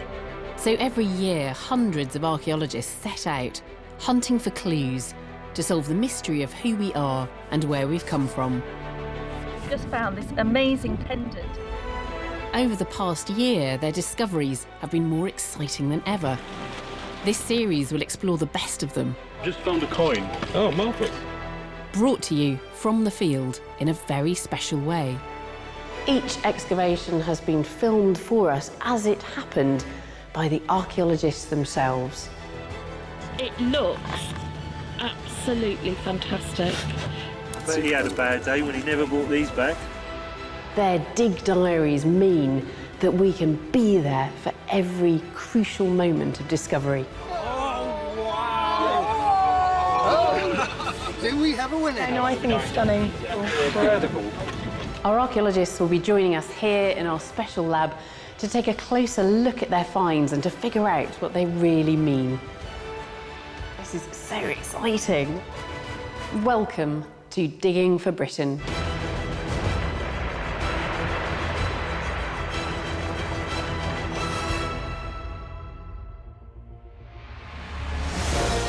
This time we're exploring dramatic discoveries from the west of Britain. We'll reveal how the invaders and outsiders of the past have shaped our world and give tantalising insights into the spiritual beliefs of our ancestors. We'll explore evidence of foreign pilgrims and strange rituals around Stonehenge. It's an immediate link to the people that lived here. A lost British city rediscovered after 700 years. At least 100 buildings going up in flames all at once. And the warrior invaders we now know were more than just legend. These discoveries are rewriting our history. To find out how, archaeologist Matt Williams and I have been given special access to Salisbury Museum. Its unique collection spans nearly 500,000 years of life on this island. So these are all Anglo-Saxon grave goods. This is absolutely beautiful. This is the Warminster Jewel. And we're going behind the scenes to the back rooms ordinary visitors don't get to see. That is enormous. That is a shin bone or a tibia. Less than 10 miles from Salisbury Museum is Stonehenge. 4,000 years ago, the spiritual beacon of Britain and Europe.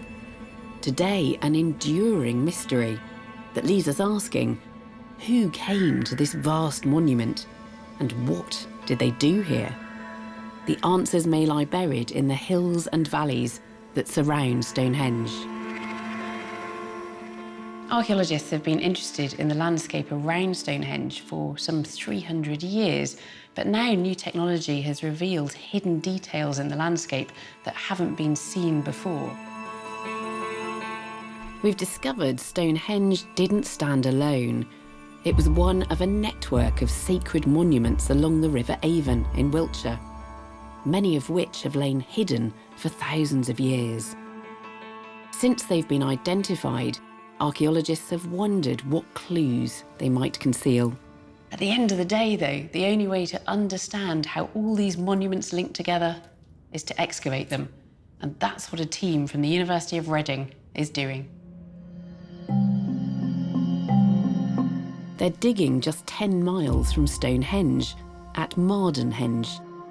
A henge is a circular bank of earth, which we can still make out at Marden. Archaeologist Jim Leary is digging here, hunting for clues to explain the rituals our ancestors practiced in this landscape 4,000 years ago. 12 days into the dig, his team strikes it lucky.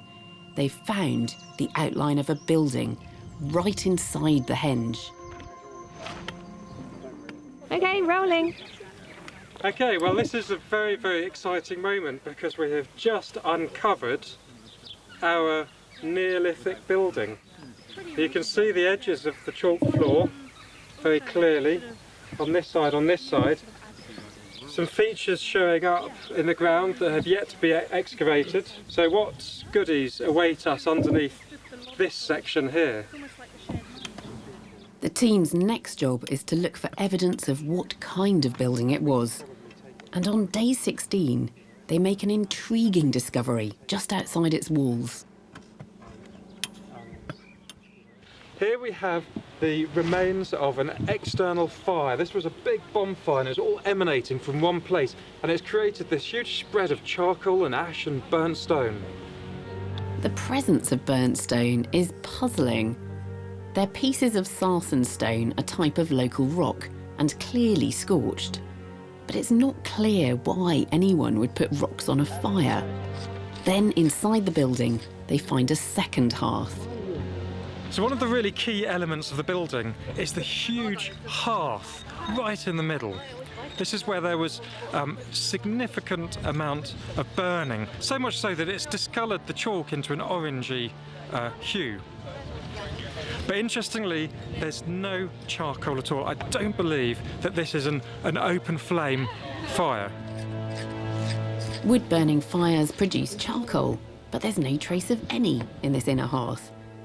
So if it wasn't a fire, what was the source of the heat that discoloured the ground inside the building? So we have a little bit of a conundrum. But I think the key is the burnt sarsen stone that we're getting in the charcoal spread outside the building. Jim has an extraordinary theory that these mysterious twin hearths reveal a ritual practiced by our ancestors in the Stonehenge landscape. I think what's happening are people are heating up the sarsen stones in the external fire, and that's the fire that we know is this open flame bonfire. And then I think they're picking up the hot stones, probably with 2 pieces of wood, and then they're carrying them into the building, and they're putting them in the central hearth and piling up these hot rocks. And then I think people are using the ledge around the edge to sit down, close the door, pour water on these hot rocks and create a sauna. And I think this building was being used as a sweat lodge. It's an intriguing idea, and Jim has brought his finds into our lab so we can explore it further.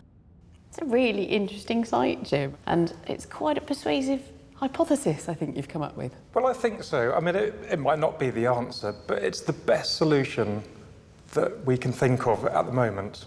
And we've got some of the sarsen stones here. These are the burnt stones, aren't they? Yeah, so we're finding burnt stone within the external bonfire, the outside fire. And here we have some of those fragments, and they've been clearly heated up. They've changed to a sort of pinkish hue, fire cracked and broken. So you've got the hearth outside where you're finding these burnt stones, the burnt area inside. Burnt stones don't make a sauna. What else have you found? So the building itself is very well made. The surface is well prepared. There's a nice ledge around it, which just seems appropriate. The internal fire place, the internal hearth, is huge. I mean, it's utterly dominant. And I just cannot envisage other things going on inside this building. You wouldn't have room to live. So we need to focus on that hearth. That's our clue. That's our way into understanding the building.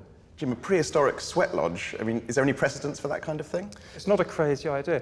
And of course, if you look in the ethnographic record, it's replete with examples of sweat lodges. It's a fantastic way of purifying the body, of cleansing the self.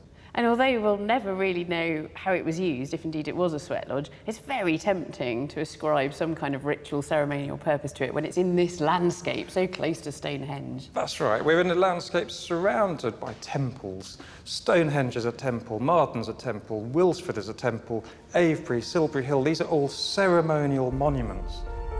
This sweat lodge is brand new evidence of an intriguing ritual that may have taken place near Stonehenge.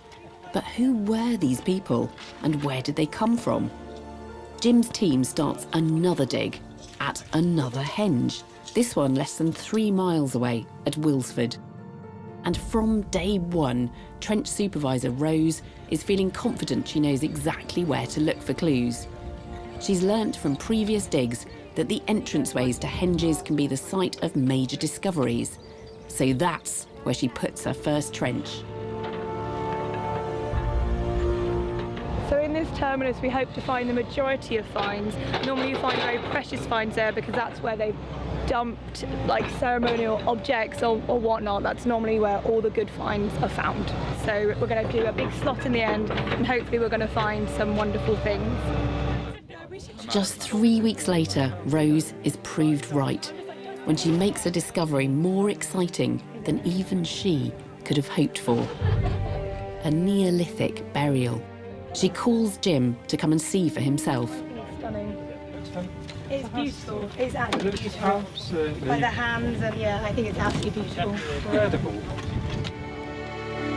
Finding human remains within a henge is exceptionally rare, an incredibly powerful link to our ancestors.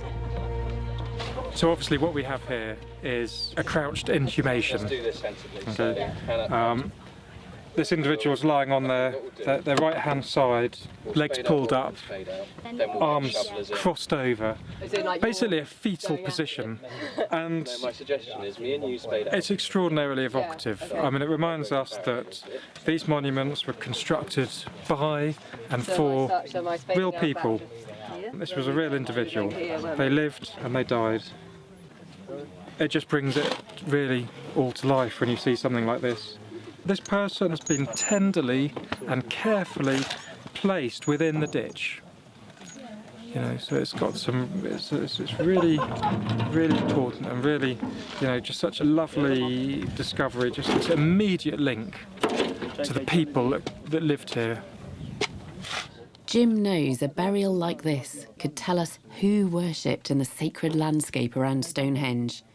And as Rose carefully excavates the skeleton, she finds an important but fragile clue. So we have exposed and removed the rest of the body, and we're now left with the top 3 cervical vertebrae and the skull, and a tiny piece of the scapula left. What we're going to do is going to try and block lift it. The reason is because we have these tiny little amber beads coming up that are really fragile, and they look quite crushed. So in order to keep all of that together, we're going to try and block lift it, wrap it in bandages, and send it off to a specialist to be excavated properly. Jim has brought the preserved bones back to our lab. As an osteologist myself, I'm thrilled to see this evidence. The fact this person was buried in the entrance to a henge shows they must have been significant. Now I want to know what else the skeleton can tell us.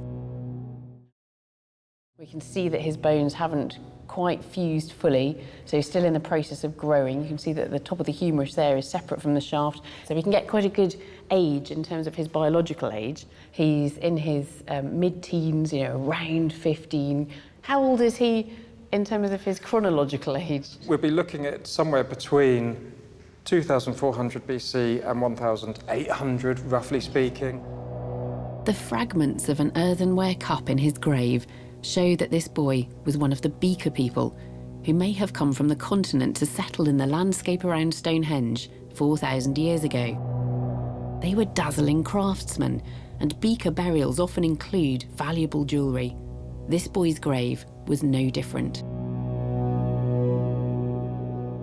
The only proper grave good from his grave was a beautiful amber necklace. So this is them here, this degraded that's amber. right, you can see the sort of orange amber coming through there. Amber that might even have come from the Baltic, possibly. Well, quite possibly, yeah.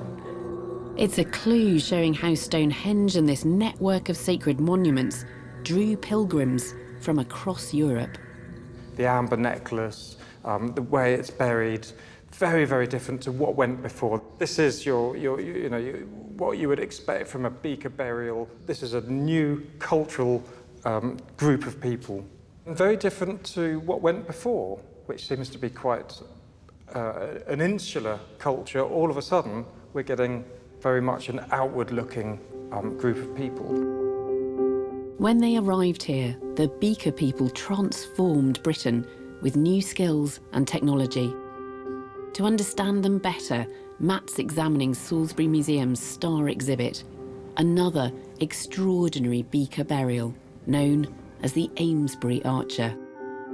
He was discovered close to Stonehenge itself, and he was buried with an array of fine metalwork, like these golden hair wraps.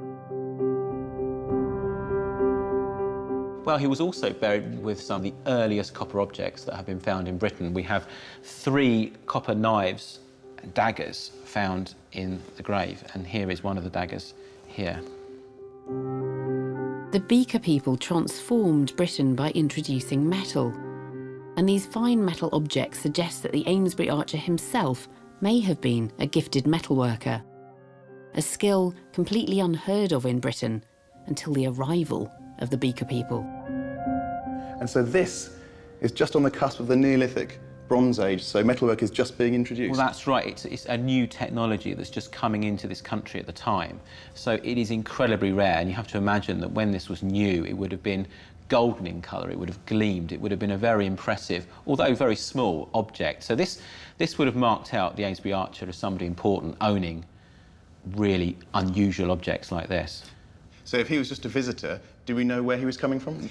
Well, that's the interesting point, is that we've done oxygen isotope analysis of his teeth, and we've been able to work out where he grew up, and we've discovered that he probably grew up in Central Europe, possibly in the Alps region. He's a foreigner, effectively, coming to this area, perhaps spreading this new information about metalworking.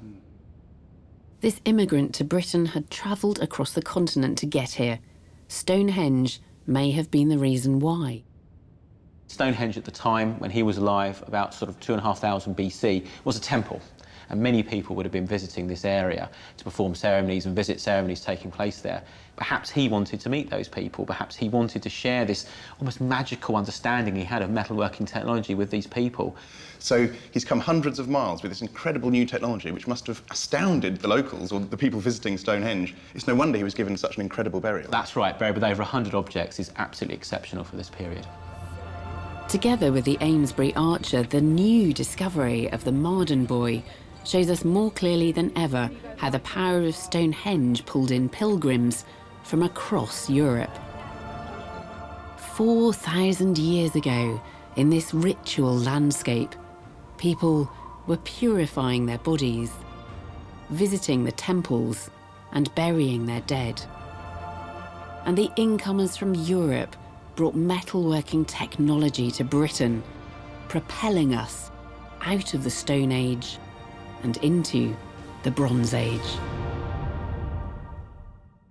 At Winterbourne Kingston in Dorset, a team from Bournemouth University has also been investigating evidence of religious rituals, this time from the Iron Age, around 2,000 years ago. What they've unearthed is eye-opening and very strange.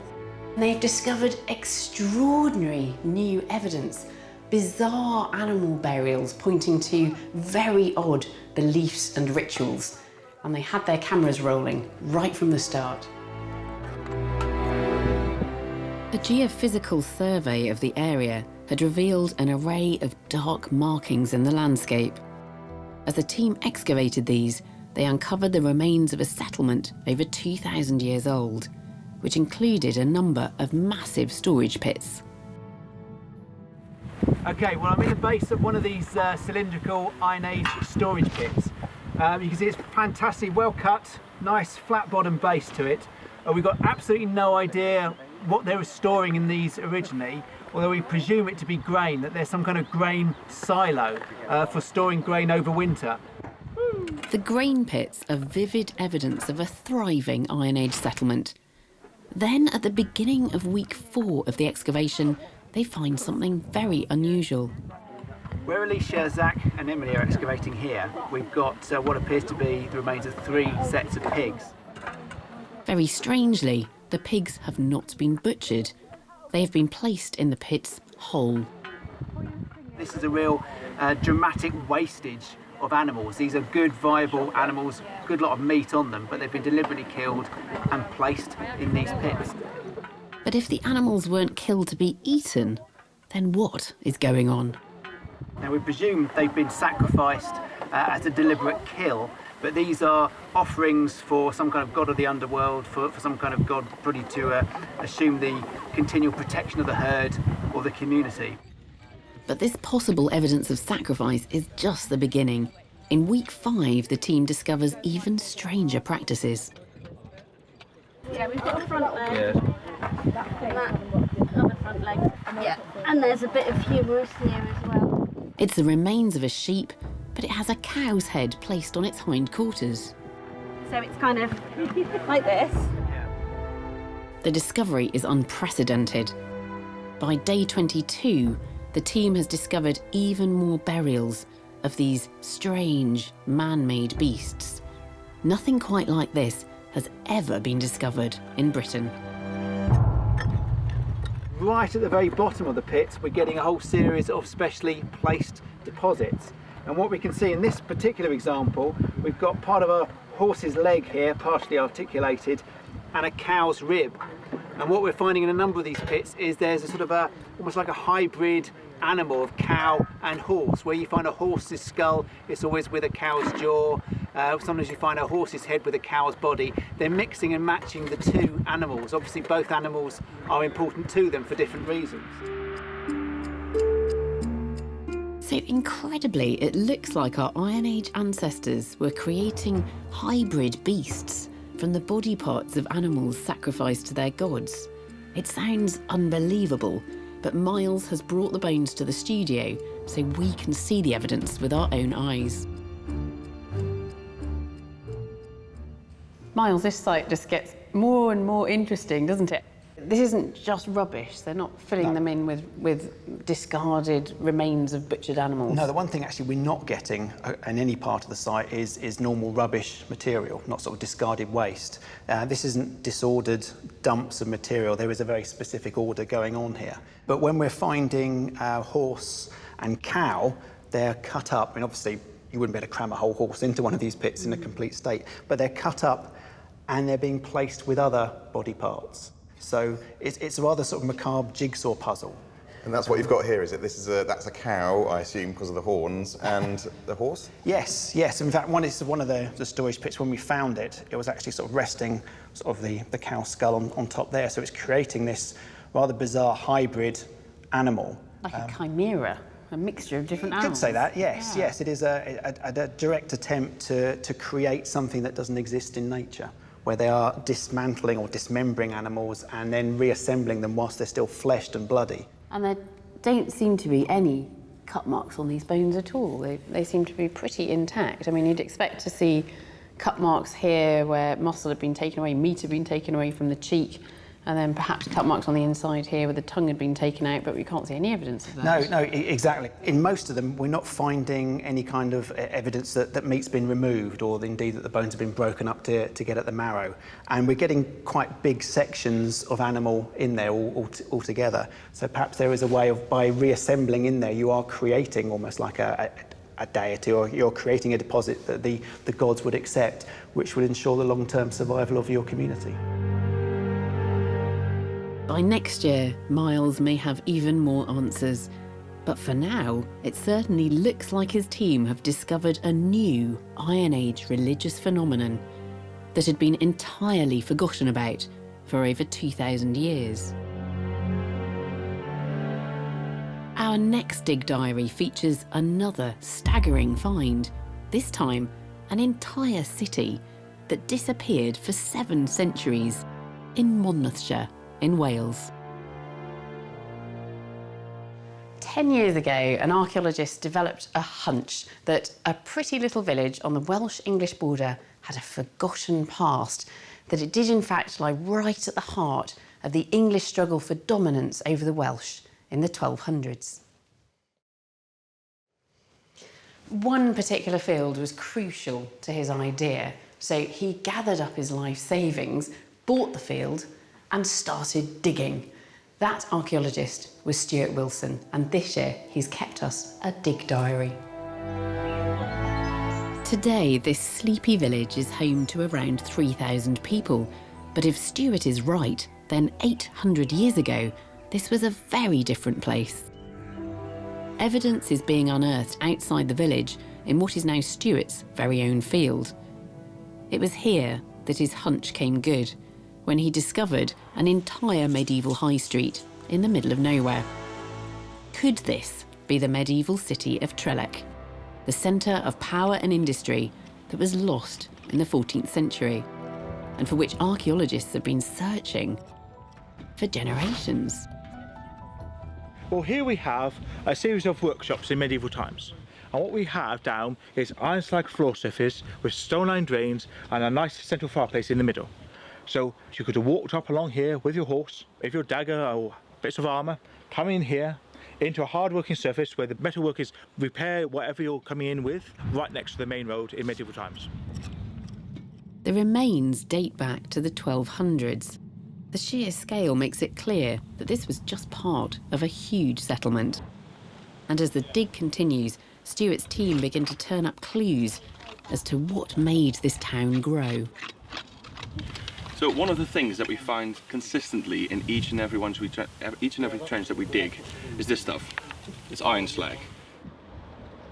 These nuggets are the byproducts of smelting iron, and the town produced so much of it, they started using the slag as building material in floors and on their roads. Iron production on this scale indicates that Trelech was a major centre of trade and industry. And Stuart's team has found evidence that this was no ordinary place. We do have a lot of indications here that the people who lived there were extremely wealthy. And we've got a couple of very nice finds from previous excavations that really show the wealth of these people. The first is probably this medieval flower pot. We could really say it's a unique piece because it's the only medieval flower pot that has ever been found in Wales. Another piece that we have is this one. Most people that see it think it's some sort of a dish that comes out of the kitchen, but actually this will be on top of your roof. This is a medieval finial. So it's a very high quality glaze on there. It's a very, very expensive object. It would have a large ceramic spike on top of it. So if lightning would strike, this would break and your roof would still be intact. Now, showing to the people of your village that you can actually afford to break an object like this really shows great wealth. For Stuart, the evidence of affluence at the site confirms that he has indeed discovered the lost town of Trelech. This was no small Welsh settlement, but a vast English military supply base. Now, he's also uncovered remarkable evidence that its great wealth could have made it a target for attack by rebel Welsh, who may even have attempted to burn the place down. The buildings we found were quite interesting because the buildings had actually been burnt down in a very, very severe house fire, We had glass actually formed out of the thatch, which has actually melted in the fire, and we found the mica on the stone had actually melted and glazed on the stone itself. So very, very severe fire. We think of a great attack on the town in about 1295, 1296 by the Welsh. Yeah, so it looks exactly the same. Not only is it possible that this English-run town was once burned down by the Welsh, Stuart is also finding compelling clues that the Welsh posed a constant threat. Well, here we have a massive round tower, which looks like a good fortification to the manor house, but also to the town. Now, it's a really nice stone construction. It's got a single stone wall, about 1 metre thick, and then an iron slag core to it, an inner stone wall, and all built up in one nice circle, rising upwards. Now, we think it's defensive because of its sheer size, the way it's been built. It's very well constructed. In fact, it's not just how this tower was built, but where that indicates its purpose was defence. If this stood up quite nice and high, it would see across the gardens of the neighbouring burgages, both along this road and along Tinkers Lane, and across the entire common fields. Stuart is convinced that the round tower's construction shows just how solid Trellick's defences needed to be in order to see off Welsh aggression. But a big question still remains. Why did this 700-year-old town just disappear? I'm still intrigued by how you actually came across this to begin with, Stuart. Given that other people have been looking for Trellick for a long time, how did you put all the clues together? You're never going to discover an elephant by looking through a microscope, because you're looking too closely at it. You need to stand back, and when you stand back and actually look at the landscape, it's speaking to you. Now, you've got a map here. Shall we have a look at that? Does that give us any clues? Yes, it does. These maps are extremely useful. So when does this date from? This actual map dates from 1881. And what we have are thin fields here, following the main roads, and more thin fields. And the thin fields carry all the way down to the south, with large fields behind. Why are these fields like they are? They're all man-made. They must have been here for a reason. And when you then compare it to medieval towns and then say, well, let's take the buildings out, and what do we get? We get this pattern. The thin fields are where the buildings used to be. Right. And they then back onto large fields, which are the common fields. Okay. Exactly what we've got here. So the buildings would have essentially lined up in the plots along here, and these lines here form the back of the building Exactly, plots. yes. So you knew from the documentary evidence, for instance, you had an indication of the size of Yes. it in terms of numbers of houses? We knew there were 378 taxable buildings in 1288. Now that is massive. I mean, it's even bigger than Cardiff at the time. So we're talking a really, really big town. But I can recognise one thing over there, that's iron slag, Yes. is it? And that's a product of what made this town so rich? Oh, yes. Now this, it's iron slag. Now they use this as hard core. And so by recording how much we get of this every so often, we can actually then start recording up how industrialised the town was. But that will take decades of work. At the moment, we've only got a very, very small sample. Why is it forgotten? Why did it disappear? Yes, the Welsh rebelled, but basically they had been defeated. So the military reason for it being here has gone. Combined with that, 1314 had to be the first year of 5 very severe weathers in this country, which caused a great famine. That precipitates a big economic depression. That means the civilian market for iron reduces. Then the economy goes, then the population goes, then it gets hit by the second wave of plague. Then you've got civil war at the end of the century. So within a century, everything that could go wrong has gone wrong. Trellick was left without a purpose. Gradually, the people left, and this great medieval hub withered and died. So how many more fields are you going to buy then, Stuart? Where are you looking there? That one there looks pretty good. Yeah, I reckon this one here. If there's one field I would really like, it would be 121, just here. If you ever go up there, you can see where the ground just slopes off, clearly a building just under the ground. And if I was going to build an important building in the town, that's exactly where I would build it. So that's where I would like to dig. How long are you going to spend excavating medieval Trellick, do you think? All my life. I was hoping to do my field in 70 years.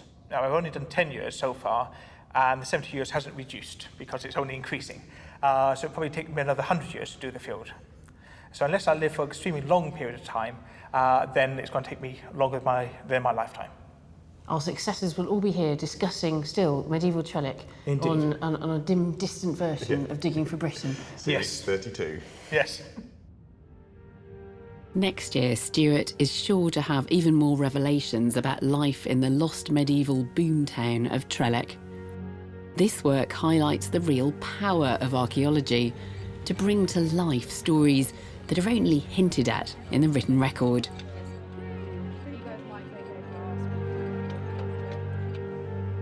Archaeology and geology come together to reveal what happened in Britain at the peak of the last ice age. By around 30,000 BC, the advancing ice had driven humans and wildlife out, leaving Britain a deserted, frozen wasteland for 10,000 years. But as the climate warmed, a new wave of humans arrived from continental Europe to recolonise Britain. The first colonisers were Stone Age hunter-gatherers arriving in small bands, following herds of game across the land bridge from the continent. Because the population was small and mobile, it's very rare to find archaeological evidence of them. But a team of archaeologists in Jersey has been making some extraordinary discoveries. In 2011, Digging for Britain was there when a team from the Ice Age Island project discovered signs of significant human activity. Flint tools that suggested a large Stone Age hunting camp was nearby. It's amazing to be finding these little traces of them, isn't it? It's very exciting just because it is so old, and it's really nice to be the first person for 14,000 years to be touching these tools. This was a promising start, but the next 4 years proved frustrating. Lots of scattered flint. By 2015, still no direct evidence of a campsite. We're yet to hit an archaeologically significant sediment. The Holy Grail would be objects that have remained in situ, undisturbed by the passing millennia. The problem is, the site is on a gentle slope. Over the last 15,000 years, the ground has shifted downhill in a slow-motion landslide. This destructive slide would destroy any precious evidence of a campsite. But, finally, halfway through the dig, things start to look more promising.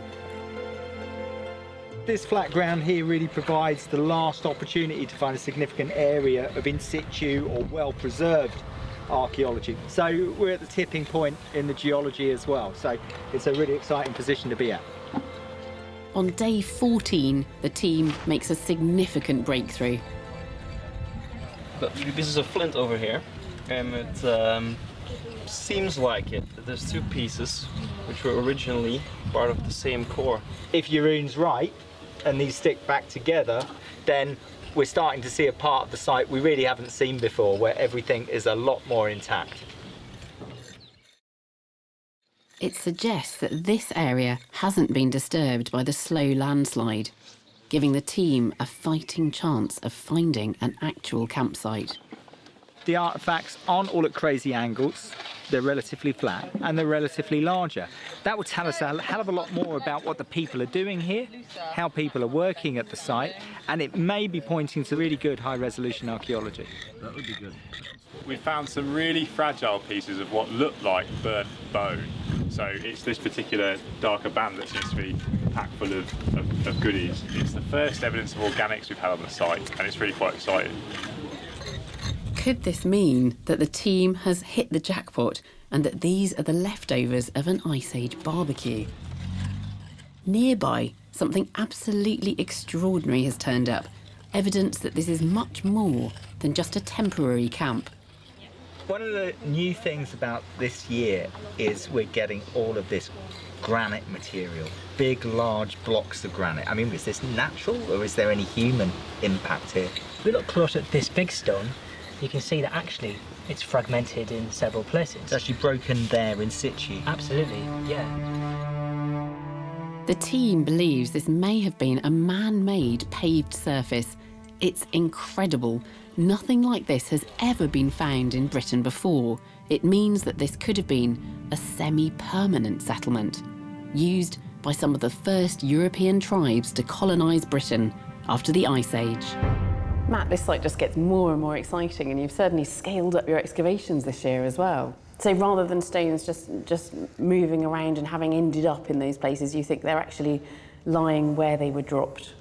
Yeah, the geology is looking different. It's looking as if we've got actually an intact land surface there, and yeah, we're not finding things at crazy angles, higgledy-piggledy, or in these little mud flows. We're finding things in a spread, nice and flat, behaving themselves finally. And some of the evidence for that is this amazing paving stones or paving slab. I mean, what do you think that's all about? Okay, what we've got at the moment are big granite slabs, very close together, sometimes tessellating, sometimes lying over each other. We've never found these big blocks before within otherwise very sandy, silty and clayey deposits. So there needs to be an explanation for how they got there. And at the moment, humans bringing them in, placing them there is our best explanation. So what do you think these stones were used for then? Are they something to stand on, to sit on, or perhaps even to cook on? I just don't think we can say at the minute. We've only clipped the very edge of the preserved site. These sorts of pavements aren't unknown from other Magdalenian sites across Europe. Hang on, so, when you say Magdalenian, what age are you talking about? What do you mean? Magdalenian is the term for the stone tool technology, and these are the representatives of the modern humans at the end of the coldest part of the last ice age, who end up moving out all the way across Europe, across into Germany, and ultimately into Britain as well. So this is a hunter-gatherer camp that you've uncovered? I think we can be quite confident in that, yeah. Finally locating this camp is a triumph for the Ice Age Island project. The archaeologists have given us a rare and direct connection back to the first humans who came here after the Ice Age and began to build the Britain we know. The next Dig Diary tells the story of another group of incomers who transformed this island. Warrior invaders who stormed into Britain in the 5th century AD. They were the Anglo-Saxons. They gave us our language, our laws, and the beginnings of our modern culture. But they left us little written record of theirs. Now, one of Britain's greatest treasure hoards could at last shine a light on this race of warriors. In 2009, the discovery of the Staffordshire hoard astounded the world. It's the biggest haul of Anglo-Saxon gold and silver ever found. It's absolutely astonishing. I never, ever in my career thought I would be holding this kind of treasure. It's just incredible, unbelievable. The hoard was found near Lichfield, once the heart of the powerful Anglo-Saxon kingdom of Mercia, where it was buried around 675 AD. Now, 6 years of meticulous conservation and research have revealed a picture of the people who owned these unique weapons, bringing to life a band of elite warriors once thought to be only the stuff of legend. The conservators have sent us their lab diary. According to the famous Old English poem Beowulf, the Anglo-Saxon invaders were aristocrats adorned with gold. But with no hard evidence, experts assumed this was just legend and that the Anglo-Saxons were simpler warrior farmers. Now, this incredible hoard of silver, gold and garnets could prove the Beowulf legend is at least partly true. But first, they need to clean it. Today I'm working on an object from the Staffordshire hoard. This is a hilt collar and it's made from gold and garnets.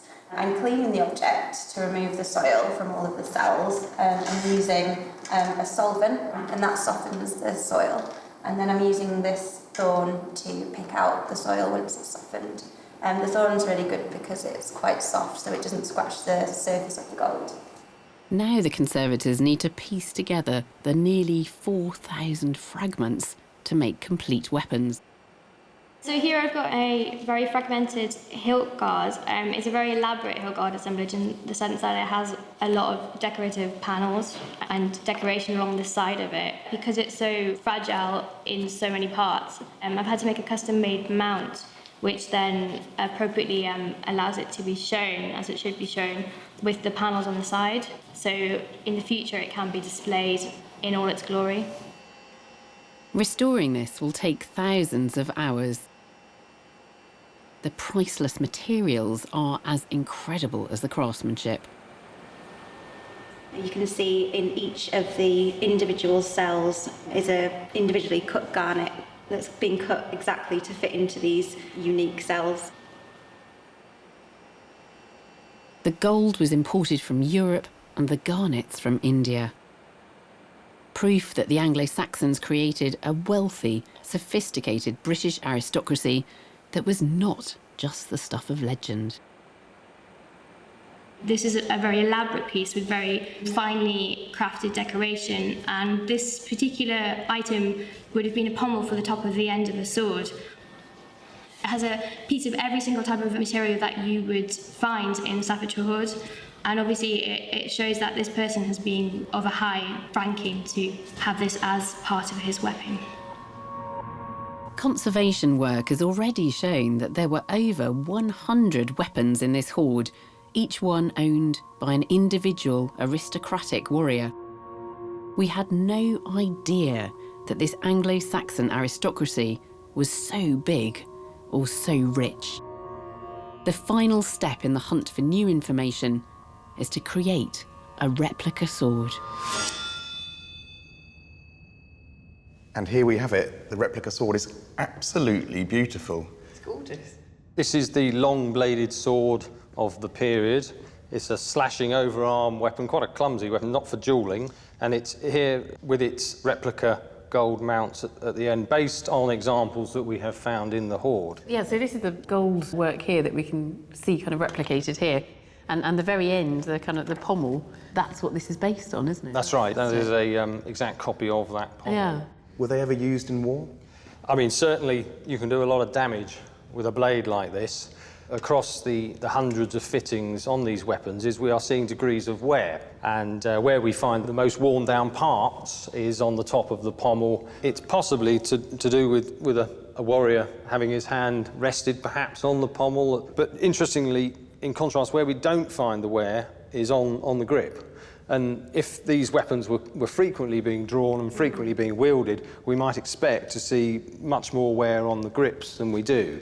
Maybe it is a case that these weapons were also to be appreciated at an intimate level in the feasting hall, probably between warriors. The nature of this hoard and I suppose the very numerous artefacts that are contained within it, as you say, mean that we're having to rethink what we know about the structure of society at the time, because there were many more people, obviously, carrying around this kind of superior weapon than we'd thought in the past. Yeah, I mean, this changes the whole landscape of looking at the warrior in Anglo-Saxon England.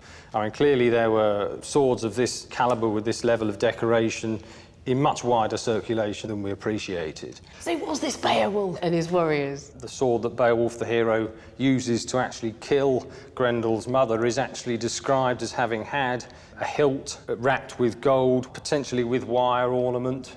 It could well have been a sword very like this.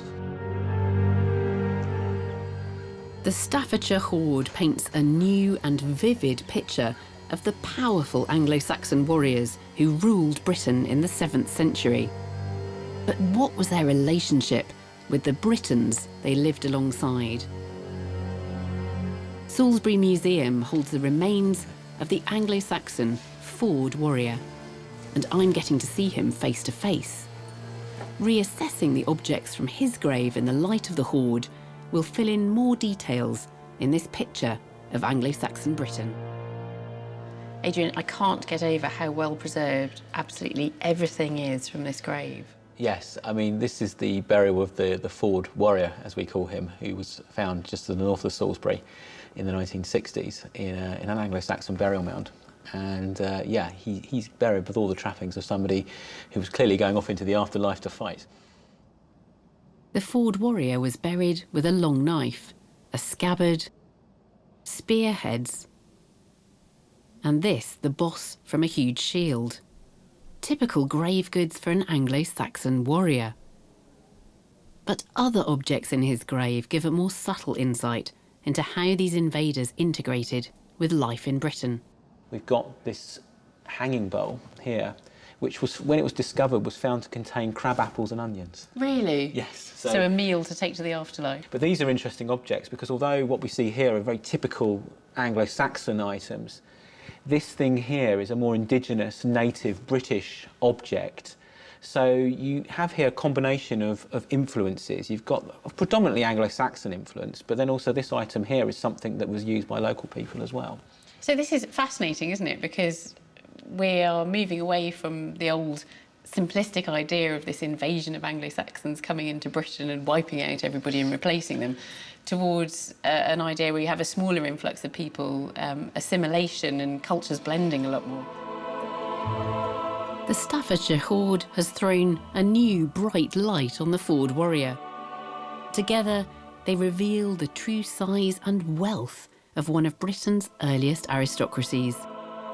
Invading warriors who blended their culture with that of the indigenous Britons, laying a foundation for the language and legal system we use today. These Anglo-Saxons were just one of a wealth of people who came here from Europe and helped to build Britain. Our island story is rich and complex.